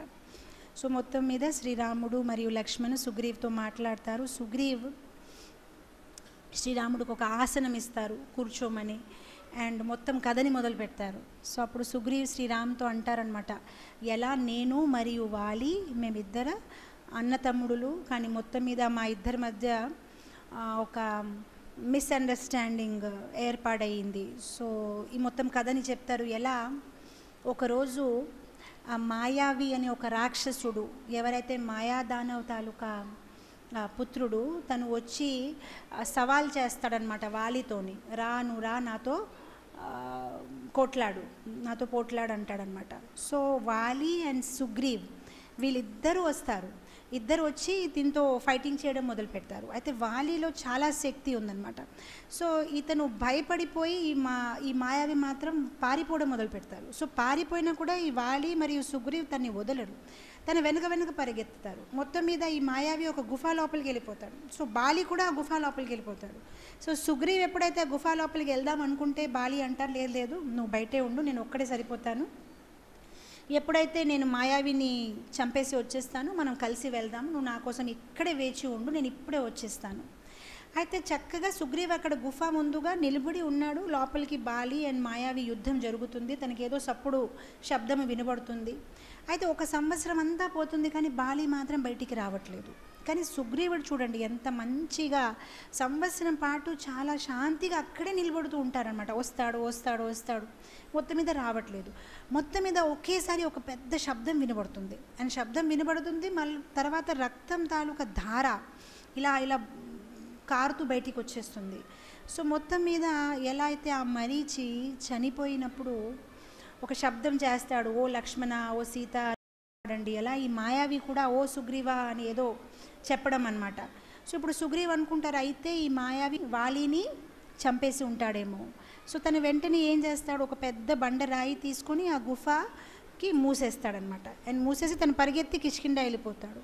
సో అక్కడ వెళ్ళిన తర్వాత సమాచారం ఇస్తాడు, ఇలా వాళ్ళు చనిపోయాడు, ఇంకా చేయడానికి ఏం లేదు. సో మొత్తం మీద సుగ్రీవికి ఆ కిష్కింద తాలూకా రాజుగా నియుక్తి చేస్తారు. తను మంచిగా రాజ్యం పరిపాలిస్తున్నారు, చక్కగా ఉంటున్నారు. ఇక్కడ ఏమైంది, అసలు వాలికి ఏమీ జరగలేదు, ఆ మాయావి చనిపోయాడు. సో మొత్తం మీద వాలి ఆ గుఫ మాత్రం ఎన్నో యోజనాలు అనమాట, చాలా లోపల ఉందన్నమాట. మొత్తం మీద ఆ వాలి బయటికి వచ్చినప్పటికీ దాని నుంచి ఆ దారి చూస్తే ఈ గుఫ మాత్రం మూసేసి ఉంది. మళ్ళీ ఆ రాయిని చాలా కష్టపడి తీసి బయటికి వస్తాడు. అండ్ మొత్తం మీద తన రాజ్యం లోపలికి వెళ్ళినప్పుడు ఏం చూస్తున్నాడు, సుగ్రీవుడు చక్కగా కూర్చొని ఉన్నాడు ఆసనం మీద. అది ఇక్కడ చిన్న మిస్అండర్స్టాండింగ్. వాళ్ళు ఏమనుకుంటాడు, ఇతను కావాలని ఇలా చేశాడు, నేను బయటికి రాకూడదు, తనే రాజ్యం చేసుకోవాలని చేసుకున్నాడని తన మీద కోపం వచ్చి తన్ని పట్టుకొని తన్ని కొట్టడం మొదలు పెడతాడు. అయితే సుగ్రీవ్ అక్కడి నుంచి పారిపోతాడు. సో అప్పుడు వాలి అంటాడనమాట, నువ్వు ఇక్కడికి వచ్చావంటే నీకు చంపేస్తాను, నువ్వు ద్రోహం చేసావు, నన్ను మోసం చేసావు, నువ్వు కావాలని నా రాజ్యం తీసుకున్నావు అని అంటాడనమాట. సో ఇప్పుడు సుగ్రీవ్ ఏం చేస్తాడు, ఈ రిషిముఖ పర్వత దగ్గరకు వచ్చి కూర్చున్నాడు. సో అప్పుడు లక్ష్మణ్ అడుగుతారు, అయితే వాలి చాలా శక్తివంతుడు కదా, మరి ఇక్కడ వచ్చి కూడా మిమ్మల్ని చంపొచ్చు కదా, మరి ఎందుకు ఇక్కడికి రావట్లేదు? సో అప్పుడు సుగ్రీవ్ అంటారు, వాలికి ఒక శ్రాపం ఉంది, ఈ రిషిముఖ పర్వతలో తను రాకూడదు. ఎందుకంటే ఒకనప్పుడు దుందుబి అని ఒక రాక్షసుడు ఉండేవాడు. ఆ దుందుబి ఒక గేద రూపంలో ఉన్న రాక్షసుడు అనమాట. సో ఆ దుందుబి వెళ్ళి సముద్రంతో వెళ్ళి నేను నీతో కొట్లాడతాను అంటే సముద్ర దేవత బయటికి వచ్చి, నాకు నీతో కొట్లాడాలని లేదు, నువ్వు కావాలంటే హిమవంతతో కొట్లాడు, హిమాలయ దగ్గరికి వెళ్ళి ఆ కొండలతో కొట్లాడు. సో మొత్తం మీద హిమాలయ దగ్గరికి వెళ్ళిపోతే ఆ హిమవంత్ కూడా బయటికి వచ్చి, నాకు నీతో కొట్లాడాలని లేదు, నేను చాలా ప్రశాంతంగా ఉన్నాను, నా ఒళ్ళో చాలామంది సాధువులు ఋషులు కూర్చొని తపస్య చేస్తూ ఉంటారు, నాకు ఇలాంటి ఇష్టం లేదు, నీకు కావాలంటే నువ్వు వాలి దగ్గరికి వెళ్ళి కొట్లాడు, తనలో చాలా శక్తి ఉంది. మొత్తం మీద దుందుబి వాలి దగ్గరికి వెళ్తారు, నాతో కొట్లాడు, రాను, నేను నీతో ఫైటింగ్ చేస్తాను. సో మొత్తం మీద వాలిలో చాలా శక్తి ఉంది. ఆ దుందుబి ఒక గేద రూపంలో వచ్చినప్పటికీ ఆ వాలి ఏం చేస్తాడు, ఆ గేద తాలూకు కొమ్మలు తీసుకొని దాన్ని 3 సారి 4 సారి తిప్పి పడేస్తాడు, మళ్ళీ తీసుకుంటాడు, మళ్ళీ తిప్పి పడేస్తాడనమాట. మొత్తం మీద ఇలా చేస్తూ ఉంటే ఆ ఒక గేద శరీరం నుంచి రక్తం కారిపోతూ ఉంటుంది. సో ఇలా అతను విసిరేసినప్పుడు ఆ గేద శరీరంలో ఉన్న రక్తము ఈ మఠంగముని, ఎవరైతే శబరి తాలూకా గురువు, ఆయన యజ్ఞం చేస్తూ ఉంటే ఆ యజ్ఞం లోపల ఈ యొక్క రక్తం తాలూకా చుక్కలు పడుతున్నాయి అన్నమాట. తనకి చాలా కోపం వస్తుంది, ఎవరు ఇలా చేశారు అని. సో అప్పుడు ఎవరు వచ్చి, గురుగారు ఇలా వాలి చేశారంటే అప్పుడు ఆయన అంటారనమాట, నా ఆశ్రమం చుట్టూ 6 కిలోమీటర్ రేడియస్లో ఈ వాలి వచ్చాడంటే తను చనిపోతాడు, నేను శపిస్తున్నాను. అండ్ వాలియే కాదు, వాలి తాలూకా ఎవరైనా మంత్రులు కూడా వస్తే వాళ్ళు విగ్రహ రూపంలో తయారైపోయి ప్రాణం పోతుంది వాళ్ళకి, అండ్ స్టాచ్యూస్గా తయారైపోతారు అని చెప్తారనమాట. సో అప్పటి నుంచి వాలికి చాలా భయం, తన మఠంగముని ఆశ్రమం దగ్గరికి వెళ్ళాడనమాట. సో అందు గురించి వీళ్ళు చక్కగా మఠంగముని ఆశ్రమం దగ్గర ఉంటున్నారు, సుగ్రీవు మరియు హనుమాను అండ్ తన కొంతమంది జాంబవాను, అలా కొంతమంది. సో ఇంకా ఎక్కడికి వాళ్ళు వెళ్ళట్లేదు. సో మొత్తం మీద ఇలా మాట్లాడుతూ ఉంటే శ్రీరాముడు తన కథ చెప్తున్నారు. ఎలా నేను అయోధ్య నుంచి వచ్చాను, 14 సంవత్సరాలు నేను వనవాసంలో ఉండాలి, నా భార్యని ఎవరో అపహరించి ఉన్నారేమో బహుశా మేము అనుకుంటున్నాము అని. సో అప్పుడు వెంటనే సుగ్రీవ్ అంటారు, అయితే ఉండండి, నేను కూడా చూశానండి కొన్ని రోజుల కిందట ఎవరో ఒక మహిళని ఒక రాక్షసుడు పైన ఆకాశ మార్గంలో విమానంలో తీసుకొని వెళ్ళిపోతున్నారు. అయితే ఆ మహిళ మాత్రము రామ్ రామ్ అంటూ ఏడుస్తూ తన ఒంటి మీద ఉన్న ఆభరణాలన్నీ పడేస్తూ వెళ్ళింది. అయితే నేను శిఖరం పైన కూర్చొని ఆవిడ వైపు చూసినప్పటికీ ఆవిడ కూడా నా వైపు చూసి నేనేదో సాయం చేస్తాను అని వెంటనే తను కొన్ని ఆభరణాలు తీసుకొని తన చీర తాలూకా సగం భాగాన్ని చింపేసి దాంట్లో ఆ ఆభరణాలు పెట్టి ముడి కట్టి నా మీద విసిరేసింది. సో అప్పుడు శ్రీరాముడు అంటారు, అయితే అది మీ దగ్గర ఉందా అంటే, అవును ఉంది, నా దగ్గరే ఉంది, చాలా చక్కగా ఉన్నాయి ఆభరణాలు, ఏదో చాలా విచిత్రంగా ఉన్నాయి, నేను చూపిస్తాను. వెంటనే తీసుకొని సుగ్రీవ శ్రీరాముడికి ఇస్తారనమాట. అయితే శ్రీరాముడు అది ముడి తీసి చూస్తే అది సీతమ్మ తాలూకా ఆభరణాలు అనమాట. సో అప్పుడు శ్రీరాముడు ఆభరణాలు చూసి ఇంకా ఏడుస్తున్నారనమాట. సో ఏడ్చి మనం ఏడుస్తూ ఉంటే కొన్ని సందర్భాల్లో సరిగ్గా ఏది కనిపించదు, ఆ నీళ్ళు అలా వెళ్ళిపోతూ ఉంటే. సో అన్ని ఆభరణాలు చూపించి లక్ష్మణ్తో అడుగుతున్నారు, చూడు లక్ష్మణ్, ఇది సీతాదే కదా, చూడు ఇది సీతాదే కదా. సో లక్ష్మణ్ కూడా ఏడవడం మొదలు పెడతాడు. కానీ అతను ఒక మాట అంటాడు, ఈ ఆభరణాలు ఏది నేను పోల్చుకోలేకపోతున్నాను, ఎందుకంటే నేను సీతమ్మ తాలూకా ముఖార విందం ఎప్పుడు చూడలేదు, నేను ఎప్పుడు ఆవిడ కాలే చూశాను, ఎందుకంటే రోజు పొద్దున్న స్నానం చేసి కాలికి దండం పెడతాను. సో ఆవిడ కాళ్ళు వేసుకున్న పట్టిలు మాత్రం మీరు చూపిస్తే నేను చెప్పగలుగుతాను, ఇంకా ఇక్కడ ఏం వేసుకుందా నేను ఎప్పుడు మొహమే చూడలేదు, నాకు తెలియదు అంటారు. సో అప్పుడు శ్రీరాముడు ఎప్పుడైతే ఆ పట్టీలు చూపిస్తారో అప్పుడు లక్ష్మణ్ అంటారు, అవును ఇది సీతమ్మ, నాకు తెలుసు, నేను రోజు చూస్తాను ఈ పట్టీలు. సో అప్పుడు వీళ్ళు అనుకుంటారు, అయితే కన్ఫామ్ ఎవరో రాక్షసుడు సీతమ్మని తీసుకొని ఆకాశ మార్గం నుంచి వెళ్ళిపోయి ఉన్నారు. సో ఇప్పుడు సుగ్రీవుడు అంటారు, అయితే సరే మీరేం భయపడే అవసరం లేదు, నా దగ్గర చాలామంది ఉన్నారు, నేను ఈ బలిని ఏదైనా ఓడించడానికి మీరేమైనా నాకు సాయం చేస్తే తప్పకుండా మొత్తం సేన, ఆ కోతిల తాలూకా సేనని తీసుకొని మీ భార్యని వెతుకోవడానికి నేను మీకు సాయం చేస్తాను. సో అప్పుడు వెంటనే లక్ష్మణ్ అక్కడ అగ్ని ఏర్పాటు చేస్తారు, యాగం చేస్తారు, అగ్నికి సాక్షి పెట్టేసుకొని ఈ ఇద్దరు వాగ్దానం చేస్తారు. శ్రీరాముడు అంటారు, నేను నీకు వాలి నుంచి కాపాడుతాను, వాలిని చంపేస్తాను, అండ్ సుగ్రీవ్ అంటారు, నేను మీకు మీ భార్యని వెతుకోవడానికి సాయం చేస్తాను. సో మొత్తం మీద ఆ ఏర్పాటు అవుతుంది. అండ్ మరుసటి రోజు సుగ్రీవ్ ఇంకా తయారవ్వాలి, వాలి దగ్గరికి వెళ్ళి ఫైటింగ్ చేయాలి. కానీ సుగ్రీవ్ రాత్రి అంతా పడుకోలేకపోతాడనమాట. సో మరుసటి రోజు శ్రీరాముడు అంటారు, అయితే సరే నువ్వు తయారుగా ఉన్నావా, వెళ్ళు, నువ్వు వాలిని పిలువు, నేను ఇంకా వెనక నుంచి చెట్టు వెనక దాక్కొని అక్కడి నుంచి బాణం వేస్తాను, వాలిని చంపేస్తాను. అయితే సుగ్రీవ్ అంటారు, మీరు నిజంగా అది చేయగలుగుతారు అని నాకు నమ్మకం లేదు. సో అది నీకెందుకు నమ్మకం లేదని లక్ష్మణ్ నవ్వుతాడు అనమాట, చేయలేరు అనుకుంటున్నావా, ఏమోనండి మీకు తెలియదండి, మా అన్నయ్య చాలా శక్తివంతుడు అని అంటాడనమాట.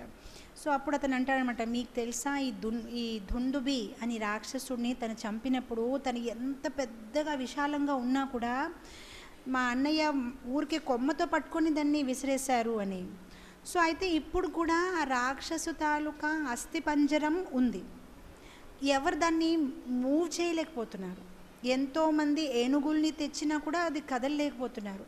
ఒకవేళ మీరు ఈ అస్థి పంజరేని అక్కడి నుంచి ఉట్టి కదలేస్తే కూడా మీ మీద నాకు నమ్మకం వస్తుంది. శ్రీరాముడు అన్నారు, సరే అయితే ఎక్కడ ఉంది చూపించు. ఆ అస్థి పంజర దగ్గర తీసుకువెళ్తారు. చాలా విశాలంగా, అంటే శాస్త్రంలో అంటుంది కైలాష్ పర్వతంలాగా పెద్దగా ఉందన్నమాట అస్థి పంజరం. సో అప్పుడు భగవంతుడు ఒకే చేత్తో దాన్ని పట్టుకొని సముద్రంలో విసిరేస్తారు. సో అప్పుడు భగవంతుడు అంటారు సుగ్రీవుతో, ఇప్పుడు ఓకే హ్యాపీ. సో అని అంటారు, ఓకే మీలో శక్తి ఉంది, బాగానే ఉంది, కానీ ఇక్కడ మీ శక్తి కాదు కదండి పనికి వస్తుంది, మీరు బాణం ఎలా వేస్తున్నారు అది ఇంపార్టెంట్ కదా, మీలో శక్తి ఉండొచ్చు కానీ మీరు వాళ్ళతో యుద్ధం చేయరు కదా, యుద్ధం నేను చేయాలి, మీరు బాణం వేస్తారు, మీరు బాణం కరెక్ట్గా వేయగలుగుతలేదు అది నాకు ఎలా తెలుస్తుంది. సో అప్పుడు అతను అంటాడు, ఈ వాలి అనేది ఎంత చక్కగా బాణం వేసేవాడంటే 7 తాటి చెట్లు వరుసగా ఉంటే ఒకే బాణంతో దాన్ని కూర్చేసి పడేస్తాడు, మీరు అలా చేయగలుగుతారా అని. సో శ్రీరాముడు అన్నాడు, సరే అది కూడా నేను చేస్తాను, అన్ని పరీక్షలు పెడుతున్నాడు. సో మొత్తం మీద శ్రీరాముడు అలా బాణం వేస్తే ఆ 7 చెట్లుని వరుసగానే ఆ ఒక బాణంతో పొడిచేసి మొత్తం మీద ఆ బాణం కింద పాతాళ లోకలికి వెళ్ళి మళ్ళీ పైకి వచ్చి శ్రీరాముడి దగ్గరికి వచ్చేస్తుంది అనమాట. సో అప్పుడు సుగ్రీవ్ ఇంకా కాన్ఫిడెంట్ అయిపోతారు, సరే అయితే మీరు చేయగలుగుతారు, నాకు ఇంక ఎటువంటి డౌట్ లేదు అని. సో మొత్తం మీద తను వెళ్తాడు, సవాల్ చేస్తాడు, వాలి బయటికి రా, నేను రెడీగా ఉన్నాను, ఈరోజు నేను నీకు చంపేస్తాను అని. వాలికి బాగా నవ్వు వస్తుంది, సుగ్రీవుడు చాలా భయస్తుడు, తనేంటి ఈరోజు కొత్తగా నాకు పిలుస్తున్నాడు. సో అప్పుడు వెళ్తాడు, అది సరే అయితే వస్తాను అని బయటికి వస్తాడు. ఇద్దరు యుద్ధం చేయడం మొదలు పెడతారు. అయితే ఇక్కడ ఉన్న చిన్న ప్రాబ్లం ఏంటంటే ఇద్దరు కవలలు ఒకేలాగా ఉంటారు చూడ్డానికి, అసలు ఎటువంటి తేడా ఉండదు ఇద్దరిలోని. వాళ్ళ స్టైల్ ఆఫ్ టాకింగ్, మాటలు, లుక్స్ అన్నీ సేమ్గా ఉన్నాయి. అయితే వీళ్ళంతా యుద్ధం చేస్తూ ఉంటే శ్రీరాముడికి అర్థం అవ్వట్లేదు ఎవరు సుగ్రీవుడు ఎవరు వాలి, ఎవరి మీద బాణం వేయాలి. మొత్తం మీద యుద్ధం జరుగుతున్నా కూడా శ్రీరాముడు ఏమీ చెయ్యట్లేదు, ఇద్దరిని అలా చూస్తూ ఉండిపోయారు. సో మొత్తం మీద ఇంకా సుగ్రీవుడిలో ఇంకా శక్తి లేదు, చాలా ఎక్కువగానే కొట్టించేసుకున్నాడు, చక్కగానే అతను బోన్స్ అన్నీ బ్రేక్ అయిపోయాయి. ఇంకా మొత్తం మీద పారిపోతాడనమాట. పారిపోయి శ్రీరాముడి దగ్గరికి వెళ్ళి కాళ్ళ మీద పడిపోయి, ఇదేంటి నాకు అలా మోసం చేశారు, మీరు చెప్పారు కదా బాణం వేస్తారని, మళ్ళీ మీరు ఏమీ చేయలేదు ఏంటి అని. సో అప్పుడు శ్రీరాముడు అంటారని, మీరు ఇద్దరు చూడ్డానికి ఒకే సమానంగా ఉన్నారు, అందుకోసం నేనేం చేయలేకపోయాను, అయితే నువ్వు రేపు మళ్ళీ వెళ్ళు. సుగ్రీవ్ అంటారు, నేను ఇంకా మళ్ళీ వెళ్ళను, ఆల్రెడీ ఇంకా ఏం లేదు, శరీరంలో ఏం శక్తి లేదు ఇంకా. అప్పుడు శ్రీరాముడు వెంటనే తన్ని ఆలంగించేస్తారనమాట. సో ఎప్పుడైతే భగవంతుడు స్వామి ఎవరికైనా ఆలంగించేస్తే ఏమవుతుంది, మొత్తం అంతా మొత్తం అంతా కొత్త శరీరంగా తయారైపోయి మళ్ళీ శక్తి అంతా చక్కగా తయారవుతుంది. ఓకే సరే నేను వెళ్తాను. అయితే స్వామి అంటారు, ఈసారి నువ్వు ఈ దండ వేసుకొని వెళ్ళు, సో నువ్వు ఈ దండ వేసుకుంటూ ఉంటే నాకు తెలుస్తుంది నువ్వు సుగ్రీవుడని. అయితే చాలామంది ఈ ప్రశ్న అడుగుతూ ఉంటారు, శ్రీరాముడు చంపాలనుకుంటే మొదటిసారి ఎందుకు చంపలేదు, ఊరికే తన్ని అంతలాగా కొట్టిపించేసి మళ్ళీ సెకండ్ టైం ఎందుకు, ఫస్ట్ టైమే చేసేస్తే అయిపోతుంది. అయితే కొన్ని ప్లేసెస్లో చెప్తున్నారు అలా ఎందుకు జరిగిందంటే సుగ్రీవుడు లక్ష్మణ్కి సరిగైన గౌరవం ఇవ్వలేదు. ఎప్పుడైతే మొట్టమొదటిసారి శ్రీరాముడు లక్ష్మణ్ సుగ్రీవ్తో మాట్లాడుతున్నారు, పరిచయం చేశారు, అప్పుడు సుగ్రీవు శ్రీరాముడికి ఆసనం ఇచ్చారు, మీరు కూర్చోండి, పక్కన లక్ష్మణ్కి ఆసనం ఇవ్వలేదు. హనుమాన్ తర్వాత వెళ్ళి ఆసనం ఇచ్చారనమాట. సో లక్ష్మణ్ అనేది గురుతత్వం. సో స్వామికి ఆసనం ఇచ్చారు కానీ గురువుకి ఆసనం ఇవ్వకపోతే భగవంతుడు అది మెచ్చుకోరు, సరిగైన గౌరవం అనేది ఇవ్వాలి. సో అందుగురించి ఆ అపరాధం చేశాడు కనుక తనని ఫస్ట్ ప్యూరిఫై చేశారు. ఎందుకంటే ఇప్పుడు తన భగవంతుడు తాలూకా స్నేహితుడు, సో తనలో ఉన్న దోషాలన్నీ పోవాలి. సో వెంటనే అందుకోసం అతను ఆ దోషం నుంచి తను విముక్తులు అవ్వాలని చక్కగా వాలి చేత దాన్ని కొట్టిపించి మరుసటిసారి మళ్ళీ ఎప్పుడైతే వాళ్ళు వెళ్తారో ఆసారి చక్క బాణం వాలి మీద వేస్తారు, వాలి అక్కడ కింద పడిపోతాడు. ఎప్పుడైతే వాలి అలా కిందకి పడిపోతాడు అప్పుడు శ్రీరాముడు దగ్గరికి వెళ్తారు, లక్ష్మణుడు దగ్గరికి వెళ్తారు, వాలి దగ్గరికి వెళ్తారు, వాలి తాలూకా తల శ్రీరాముడు తన ఒళ్ళో పెడతారనమాట. రామచరిత్ర మానస్లో అంటారు, వాలి భగవంతుడు వైపు చాలా ప్రేమతో చూస్తున్నాడు కానీ వాక్యాలు మాత్రం కఠోరంగా మాట్లాడుతున్నాడు, ఎందుకంటే తనకి లోపల కోపం వస్తుంది. కానీ మళ్ళీ భగవంతుడు ఒక ముఖార విందం చూస్తే కోపం అనేది చేయలేము, ఎంత అందంగా ఉంటారు చూడ్డానికి. సో బాగానే చూస్తున్నారు కానీ అడగడం మాత్రం చాలా కఠోరంగా మాట్లాడుతున్నారు. సో అప్పుడు వాలి శ్రీరాముడితో అడుగుతారనమాట, మీరు ధర్మని రక్షించడానికి కదా ఆవిర్భావించారు స్వామి, మళ్ళీ అధర్మంతో నాకు చంపారు ఎందుకు, మీరు నిజంగానే నాకు చంపాలనుకుంటే నా ఎదురుగా రండి, మనం యుద్ధం చేసుకుందాము, ఏదో దొంగలాగా ఏదో వేటగాడలాగా చెట్టు వెనుక నుంచి నా మీద వారం చేయడం ఎందుకు, నా మీద బాణం వేయడం ఎందుకు, ముందుకి రావచ్చు కదా. తర్వాత నాకు గుర్తున్నది, నేను మీకు ఎటువంటి తప్పు మీ వైపు చేయలేదు, అయితే సుగ్రీవుడు మీకు ప్రియంగా తయారయ్యాడు, నేను ఎందుకు మీకు శత్రువుడుగా తయారయ్యాను, నేను అసలు ఏం అపరాధం చేశాను, నేను ఏం తప్పు చేశాను నాకు అర్థం అవ్వట్లేదు, మీకు సుగ్రీవుడు ఏం సాయం చేస్తాడో అది నేను కూడా చేయగలుగుతాను, మళ్ళీ నన్ను ఎందుకు చంపేశారు. సో అప్పుడు శ్రీరాముడు చాలా చక్కగా కొన్ని ఉపదేశాలు వాలీకు ఇస్తారనమాట. శ్రీరాముడు వాలీతో అంటారు, నువ్వు కొన్ని అపరాధాలు చేసావు. సో వాలి అంటారు, ఏంటి ఆ అపరాధం.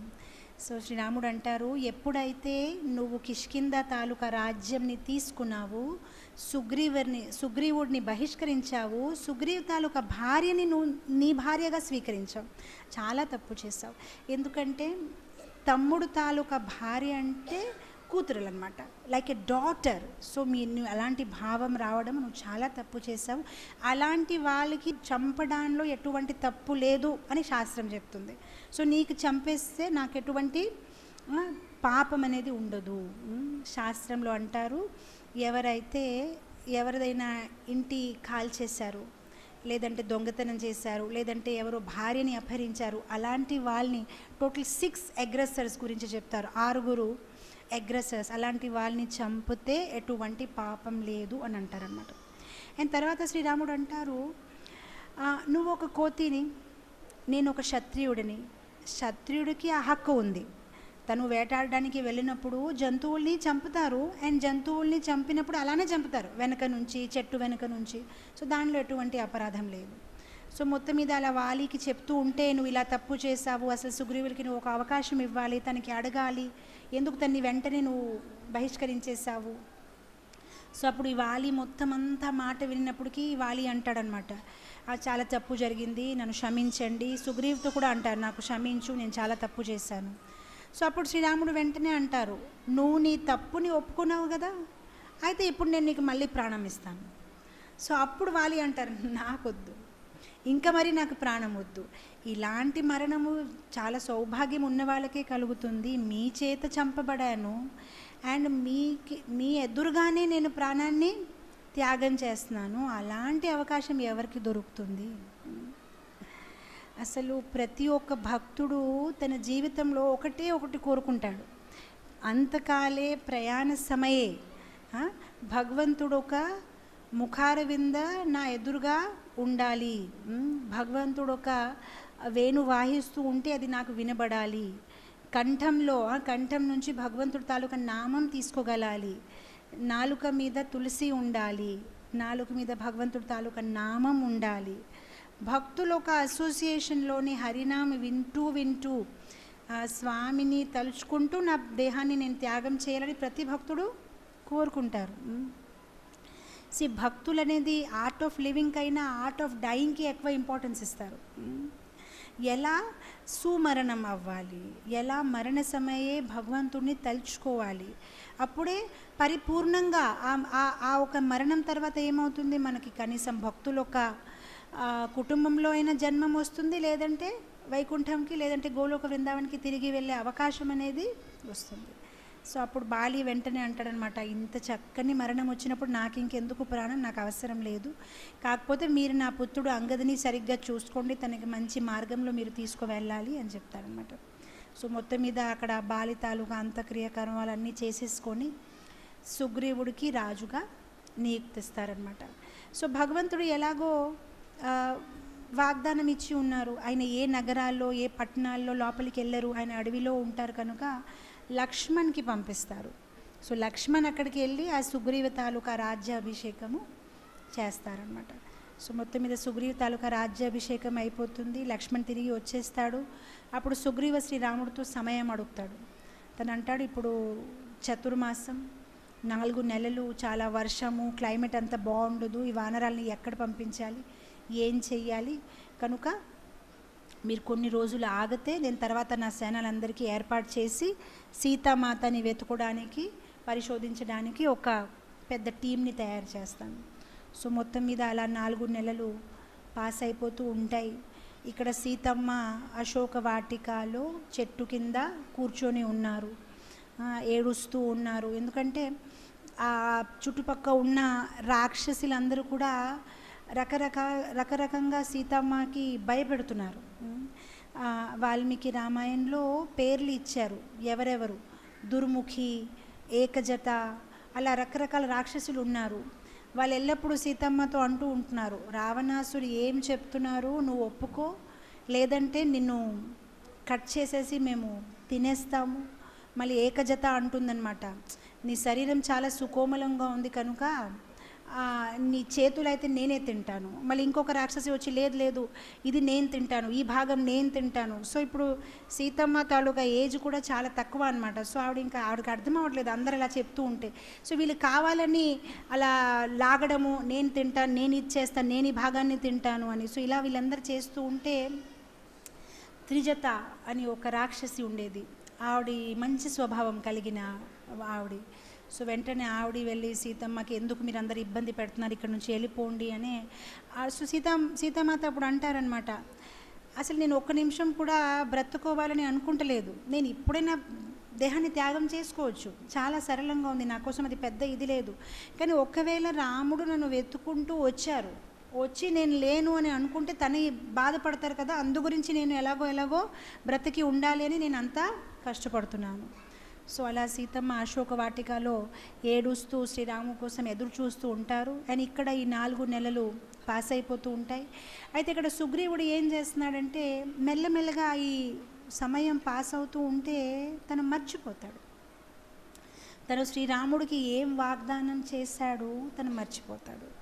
ఎప్పుడైతే ఇంద్రియ సుఖంలో తను మునిగిపోతాడు, అన్నీ తను మర్చిపోతాడు, అన్ని అనర్థాలు తన లోపలికి వచ్చేస్తాయి. ఎందుకంటే భక్తులకు అసోసియేషన్ మానేస్తాడు, హనుమాన్ తాలూకా అసోసియేషన్ మానేస్తాడు. ఎందుకంటే ఎల్లప్పుడూ భవనం లోపలే ఉండడము, తన రాణియలతో సహవాసం చేసుకోవడము, భక్తుల తాలూకా అసోసియేషను మానేస్తాడు. ఎప్పుడైతే భక్తుల తాలూకా అసోసియేషన్ మానేస్తామో అనర్థాలన్నీ పుడతాయి అన్నమాట.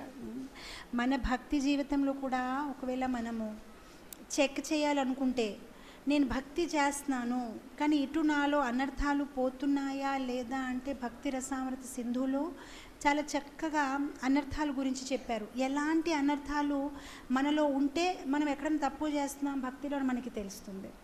సో దానిలో మొదటి అపరాధం అన్నారు లయ. ఎప్పుడంటే భాగవతం ఉపన్యాసం వింటున్నాము, భగవద్గీత ఉపన్యాసం వింటున్నాము, లేదంటే జపం చేస్తున్నాము, కానీ మనకి నిద్ర వచ్చేసింది, అయితే మనలో ఒక అనర్థం, నిద్ర వచ్చేస్తుంది. ఎక్కడైనా మనం తప్పు చేస్తున్నాం, నిద్ర రాకూడదు, అది బ్యాడ్ సిమ్టమ్ అనమాట, అది మంచి లక్షణం కాదు నిద్ర రావడం. లేదంటే ఇంకొక అనర్థం ఏంటంటే విక్షేపం. ప్రవచనం వింటున్నాము, ఉపన్యాసం వింటున్నాము, ఎవరో ఫోన్ చేశారు, వెంటనే ప్రవచనం మానేసి మనం ఫోన్ దగ్గరికి వెళ్ళిపోతాం. విక్షేపం చాలా పెద్ద అనర్థం.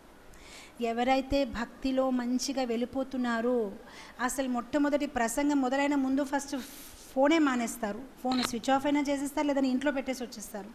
భక్తిలో విక్షేపం అనేది తీసుకురాకూడదు, అది పెద్ద అనర్థం. ఇంకొకటి రసావాద అంటే ప్రవచనం వింటున్నాము, అన్నీ వింటున్నాము, కానీ మనసు అక్కడికి లేదు, మనసు ఏదో భౌతిక పరంగా ఆలోచిస్తుంది, ఏదో ఒక వేరే విషయము.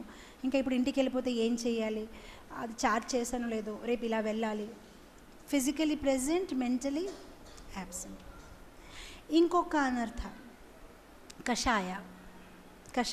కషాయ అంటే భక్తి చేస్తున్నాము, జపం చేస్తున్నాము, కానీ అసూయ, గర్వం అలాంటివి వెళ్ళలేదు. ఎప్పుడు చూసినా భక్తుల పట్ల అసూయాయే.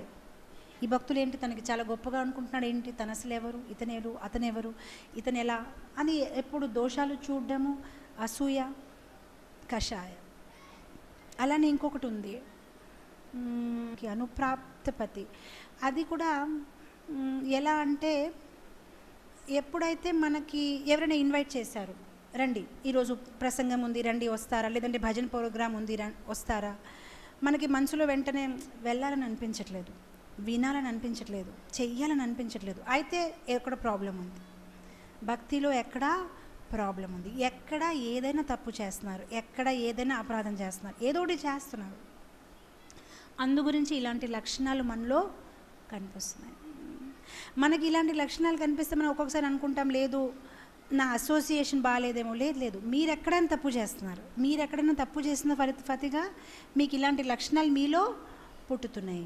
మీకు దేంట్లో ఇంట్రెస్ట్ రావట్లేదు, మైండ్ ఇటు అటు వెళ్ళిపోతూ ఉంటుంది, ఎక్కడైనా అపరాధం చేస్తున్నారు. సో మనం చాలా చాలా జాగ్రత్తగా ఉండాలి.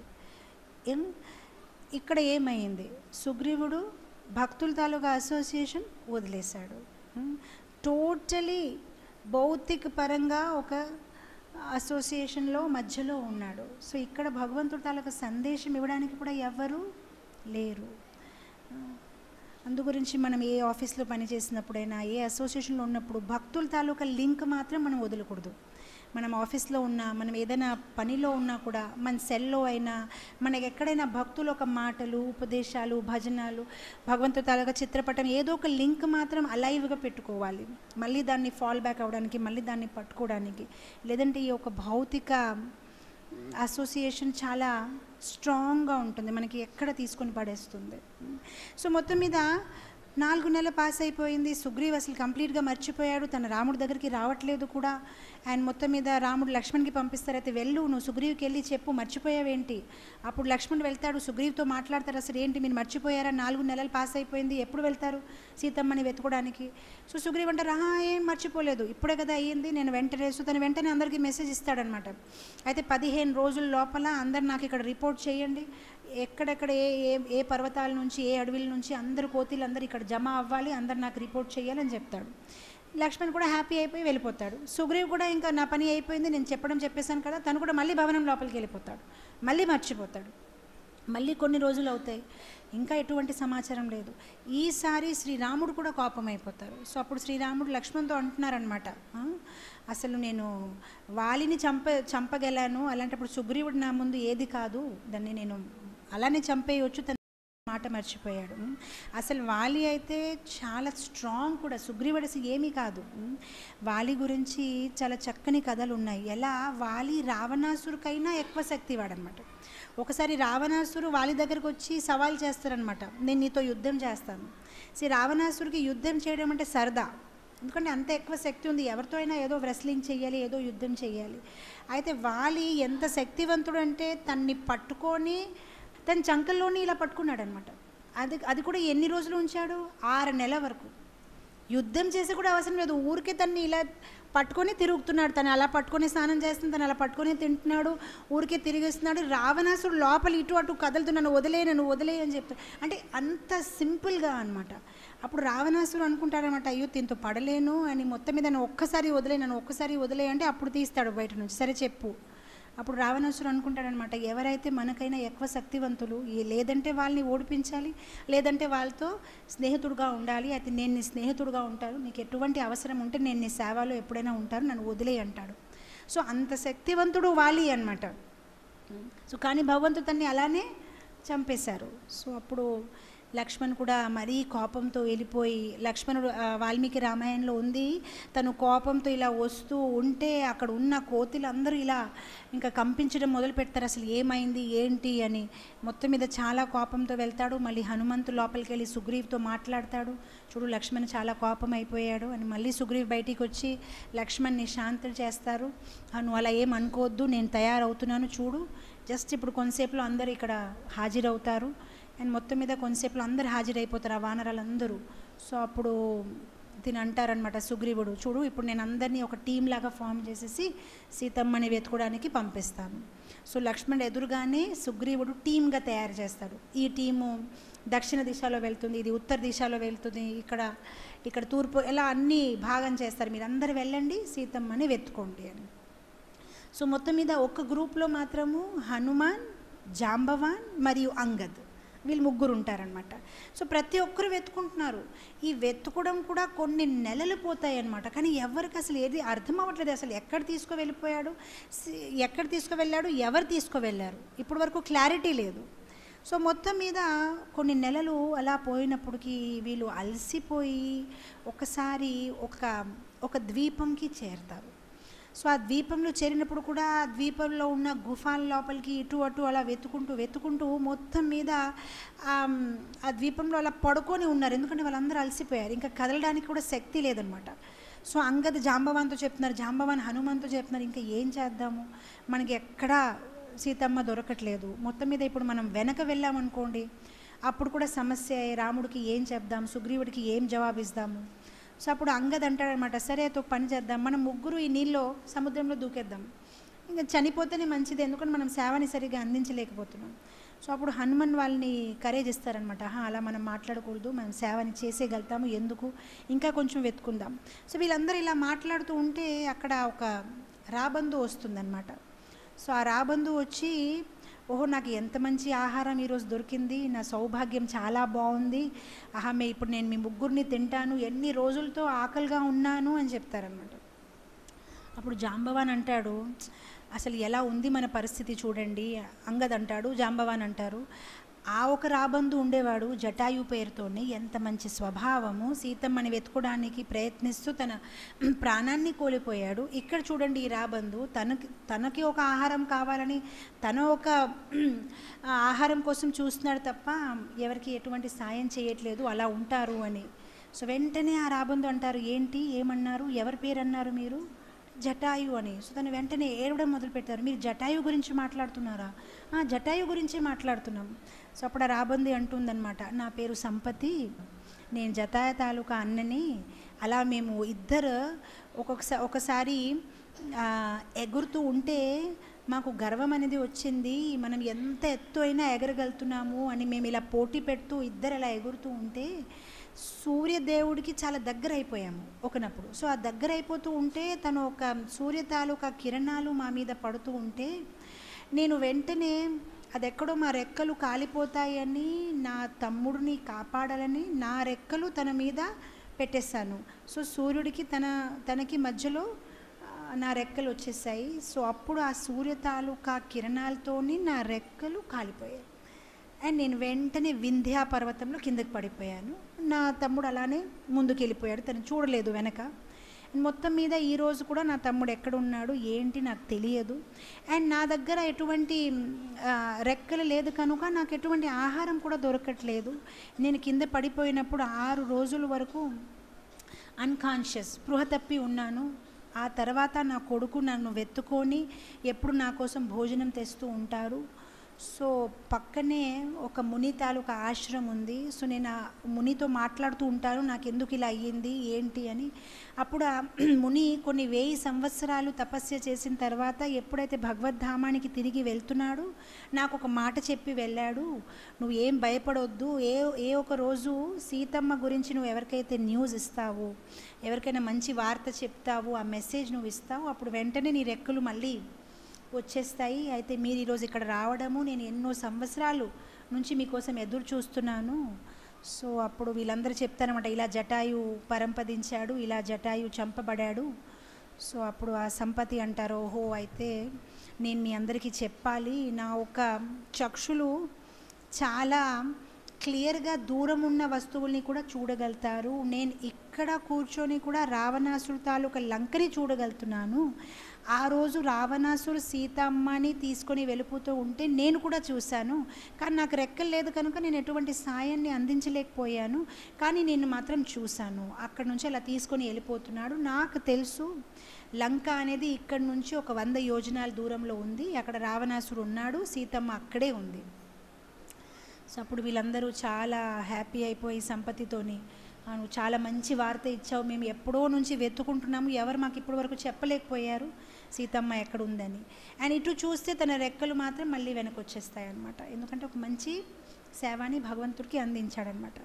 సో మొత్తం మీద ఆ మంచి వార్తని వాళ్ళు ఇంకా శ్రీరాముడితో చెప్పాలి, మనలోని ఎవరొక్కరు ఆ లంకకి వెళ్ళాలి, అక్కడ సీతమ్మ బ్రతికి ఉన్నారా లేదా, లేదంటే ఆకాశ మార్గం నుంచి తీసుకువెళ్ళిపోతూ ఉంటే ఒకవేళ రావణాసురు తాలూకా హ్యాండ్ స్లిప్ అయిపోయి సీతమ్మ నీళ్ళలోనే పడిపోయారేమో, సముద్రంలో మునిగిపోయారో మనకి తెలియదు కదా. అసలు వెళ్ళి అక్కడ చూడాలి ఆవిడ బ్రతికి ఉన్నారా లేదా, అండ్ అదంతా వార్త మనం శ్రీరాముడితో చెప్దాము అని ఆ మొత్తం అంతా వాళ్ళు డిస్కషన్ చేస్తున్నారనమాట. సో కిష్కిండ కాండ మాత్రం ఇక్కడే కంప్లీట్ అవుతుంది.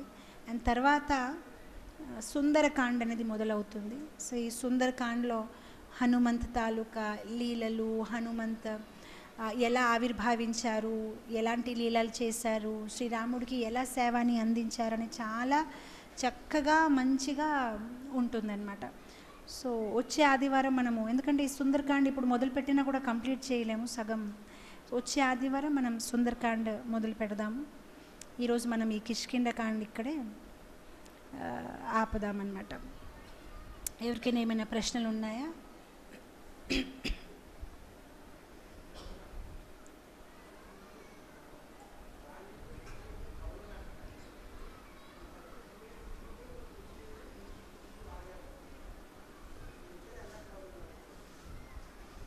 ఎందుకు కవలు they look similar, that's it, they have similar See, even when they were born from Kunti, though they were born by different demigods, but they were born from one mother, right?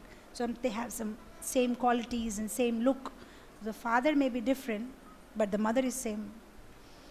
It's a very technical question. I don't know how it will help you in your Krishna consciousness, but you asked, I answered. So, okay.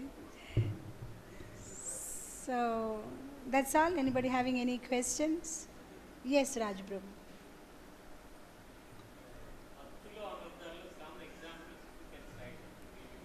భక్తిలో అనర్థాలు గర్వం, ఇతర భక్తుల్ని చిలుకగా చూడడము, ఇతర భక్తుల్ని విమర్శించడము, తన గురించి తను గొప్పగా అనుకోవడము, ఇతర భక్తుల పట్ల అసూయ చూపించడము, భక్తిలో అనర్థాలు. గర్వం, మెయిన్ గర్వం, నేను పర్ఫెక్ట్గా చేస్తున్నాను, నేను ఎన్ని సంవత్సరాల నుంచి చేస్తున్నాను. ఇంకెవరు అడిగారు క్వశ్చన్?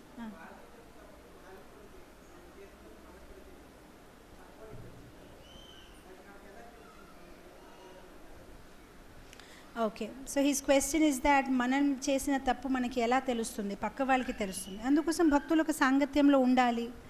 భక్తుల ఒక సాంగత్యంలో ఉంటే భక్తులు మనకి చెప్తారు. అండ్ భక్తులు మనని తప్పులు చెప్పినప్పుడు మనం ఓపెన్ హార్ట్గా దాన్ని యాక్సెప్ట్ చేసే కెపాసిటీ మనలో ఉండాలి. మనం కొన్ని సందర్భాల్లో ఏం చేస్తాము, ఏ భక్తులైనా మీలో ఈ తప్పు ఉంది చెప్తే మనం వెంటనే కోపం అయిపోతాం. ఎందుకు, తను ఎవరు నాకు చెప్పడానికి, తనలో ఎన్ని లోపాలు ఉన్నాయో చూడట్లేదు, నన్ను ఎందుకు చెప్తున్నారు. సో ఇది ఒక హయ్యర్ స్టేజ్. ఎప్పుడైతే మనం భక్తిలో ముందుగా వెళ్ళాలనుకుంటామో అప్పుడు మనం ఎల్లప్పుడూ అనుకుంటాం, నాకు ఎవరైనా నా దోషాలు చూపించాలి. భక్తి సిద్ధాంత సరస్వతి మహారాజ్ ఎప్పుడు అలా అనేవారనమాట. మన నేబర్స్ అయినా మన పక్క వాళ్ళు ఎలా ఎంచుకోవాలంటే ఎవరైతే మనకి దోషాలు చూపిస్తారు. ఎల్లప్పుడూ ఎవరైనా మనం పొగుడుతూ ఉంటే అలాంటి ఒక సాంగత్యం మనం తీసుకోకూడదు అని చెప్పారు. ఎల్లప్పుడూ ప్రభు మీరు చాలా మంచివారు, మీరు చాలా గొప్ప సేవ చేస్తారంటే అలాంటి వాళ్ళతో మనం దూరంగా ఉండాలి. అలాంటి వాళ్ళు చాలా రిస్కీ మన భక్తి జీవితం కోసం. ఎందుకంటే వాళ్ళు అలా చెప్తూ ఉంటే ఒక్కొక్కసారి మనం నమ్మిస్తాం, నిజంగానే నేను చాలా గ్రేట్ ఏమో అందరూ చెప్తున్నారు కదా. అందుగురించి చాలా కేర్ఫుల్గా ఎవరైతే మనల్ని విమర్శిస్తారో అలాంటి వాళ్ళ సాంగత్యం చేస్తే మనం ఎప్పుడు తప్పు చేయము. వాళ్ళు తప్పు చేయనీయరు, వెంటనే చెప్తూనే ఉంటారు, మనలో దోషాలు చూపిస్తూనే ఉంటారు. అయితే చాలామంది భక్తులు ఇలా చేయడం ఇష్టపడరు. ఎవరికి ఇష్టం ఉండదు. వాళ్ళు అనుకుంటారు నేను ఎందుకు దోషాలు చెప్పాలి, నాకేంటి అవసరము. చాలా కష్టము. అందుగురించి ఎవరైనా మనని విమర్శిస్తే మనలో తప్పులు చూపిస్తున్నారంటే మనం వెంటనే అలాంటి భక్తులు ఒక పాదపద్మాలకి దండం పెట్టుకోవాలి. ఎందుకంటే వాళ్ళు వాళ్ళ భక్తి జీవితాన్ని రిస్క్ చేసి మనకి దోషాలు చూపిస్తున్నారు. అసలు ఎవరికి అవసరం, ఎందుకు? గొప్ప భక్తులు ఎవరైతే విశుద్ధ భక్తులు, మంచి భక్తులు, వాళ్ళకి ఇతరులు దోషాలు చూడడం అనేది ఇష్టం ఉండదు. వాళ్ళకి వద్దు, అలా చెప్పడం కూడా వాళ్ళకి ఇష్టం ఉండదు. కానీ ఎప్పుడైతే ఇతర భక్తి మీద ఆసక్తి, ప్రేమ అనేది చాలా పెరుగుతుంది, అప్పుడు ఇలా చెప్పడం మొదలు పెడతారు, ఇది సరిగ్గా అవ్వట్లేదు. ఎందుకంటే చాలా ఎక్కువ ప్రేమ, ఎలాగో చెప్పాలి, ఇది అలా అవ్వకూడదు తనతోని. ఎవరైతే స్వార్థపరంగా ఉంటారో మాకెందుకు, నేను ఎందుకు చెప్పాలి, నాకెందుకు ఎవరి దోషాలు చూడాలి, నేను నా భక్తి చేసుకుంటాను.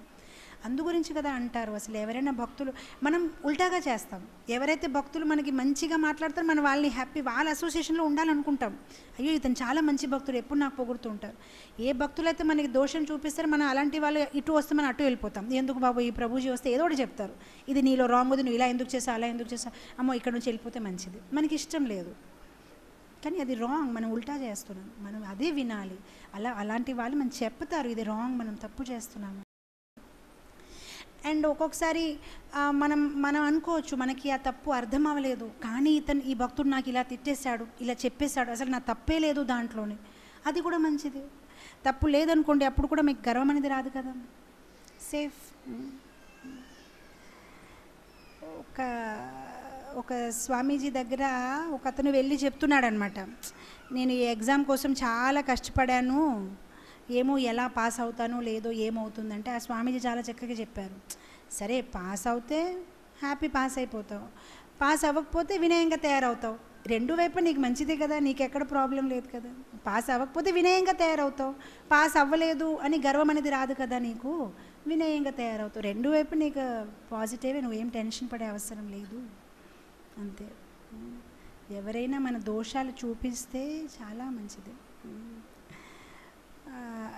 రాధానాథ్ మహారాజ్ మొన్న గాడిలో వెళ్తూ ఉంటే ఒక పండాల్ ప్రోగ్రామ్కి, పెద్ద ప్రోగ్రామ్ ఆర్గనైజ్ చేశారు.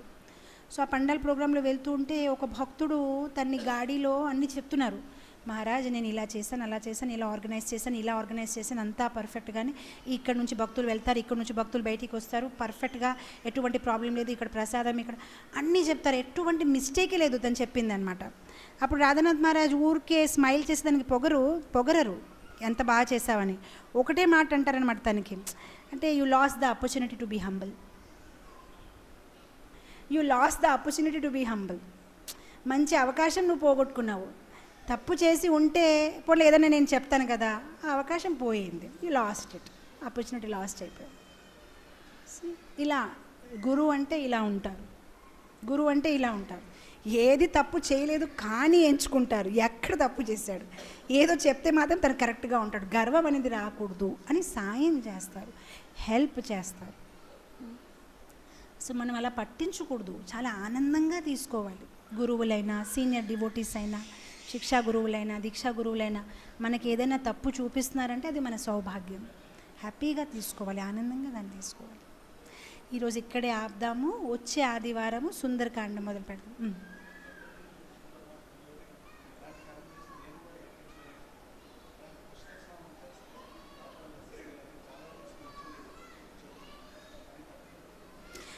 పుష్కర్ స్నానాలు ఎంతమంది వెళ్ళారు పుష్కర్ స్నానాలకి? అయితే వినండి, ప్రభుజీ అడుగుతున్నారు, పుష్కర్ స్నానాలకి వెళ్తే పాపం నుంచి మనం విముక్తులు అవుతామా లేదా అని. ప్రెస్ వాళ్ళు ఎవరు లేరు కదండి ఇక్కడ.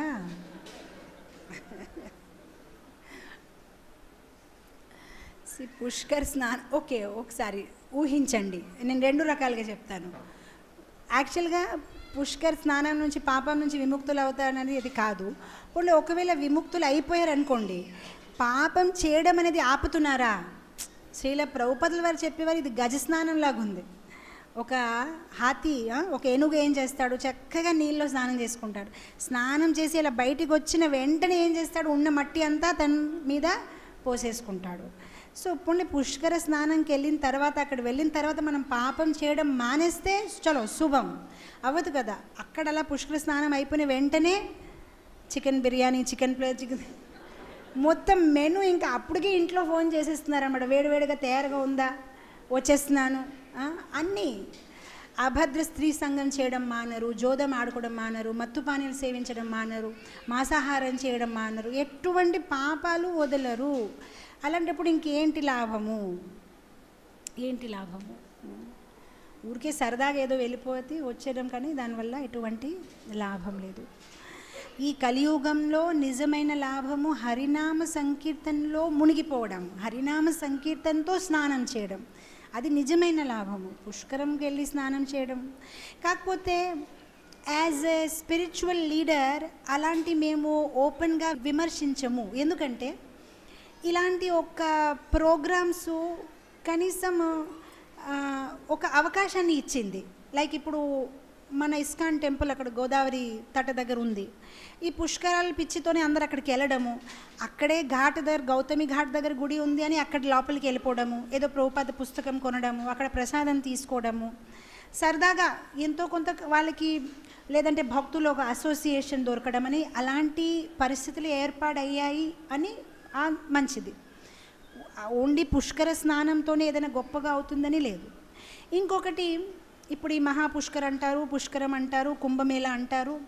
అలాంటి సమయంలో అక్కడ ఒక్కొక్కసారి ఏమవుతుందంటే, మన అందరికీ తెలుసు, ప్రథమ రోజు ఫస్ట్ డే సాధువులు, సంతులు, భక్తులు, మహాత్మాలు వాళ్ళు కూడా అందరూ వెళ్తే దాంట్లో ములుగుతారు. సో ఇప్పుడు వాళ్ళ తాలూకా చరణ రజ కూడా దాంట్లో ఉంది కదా గోదావరిలో.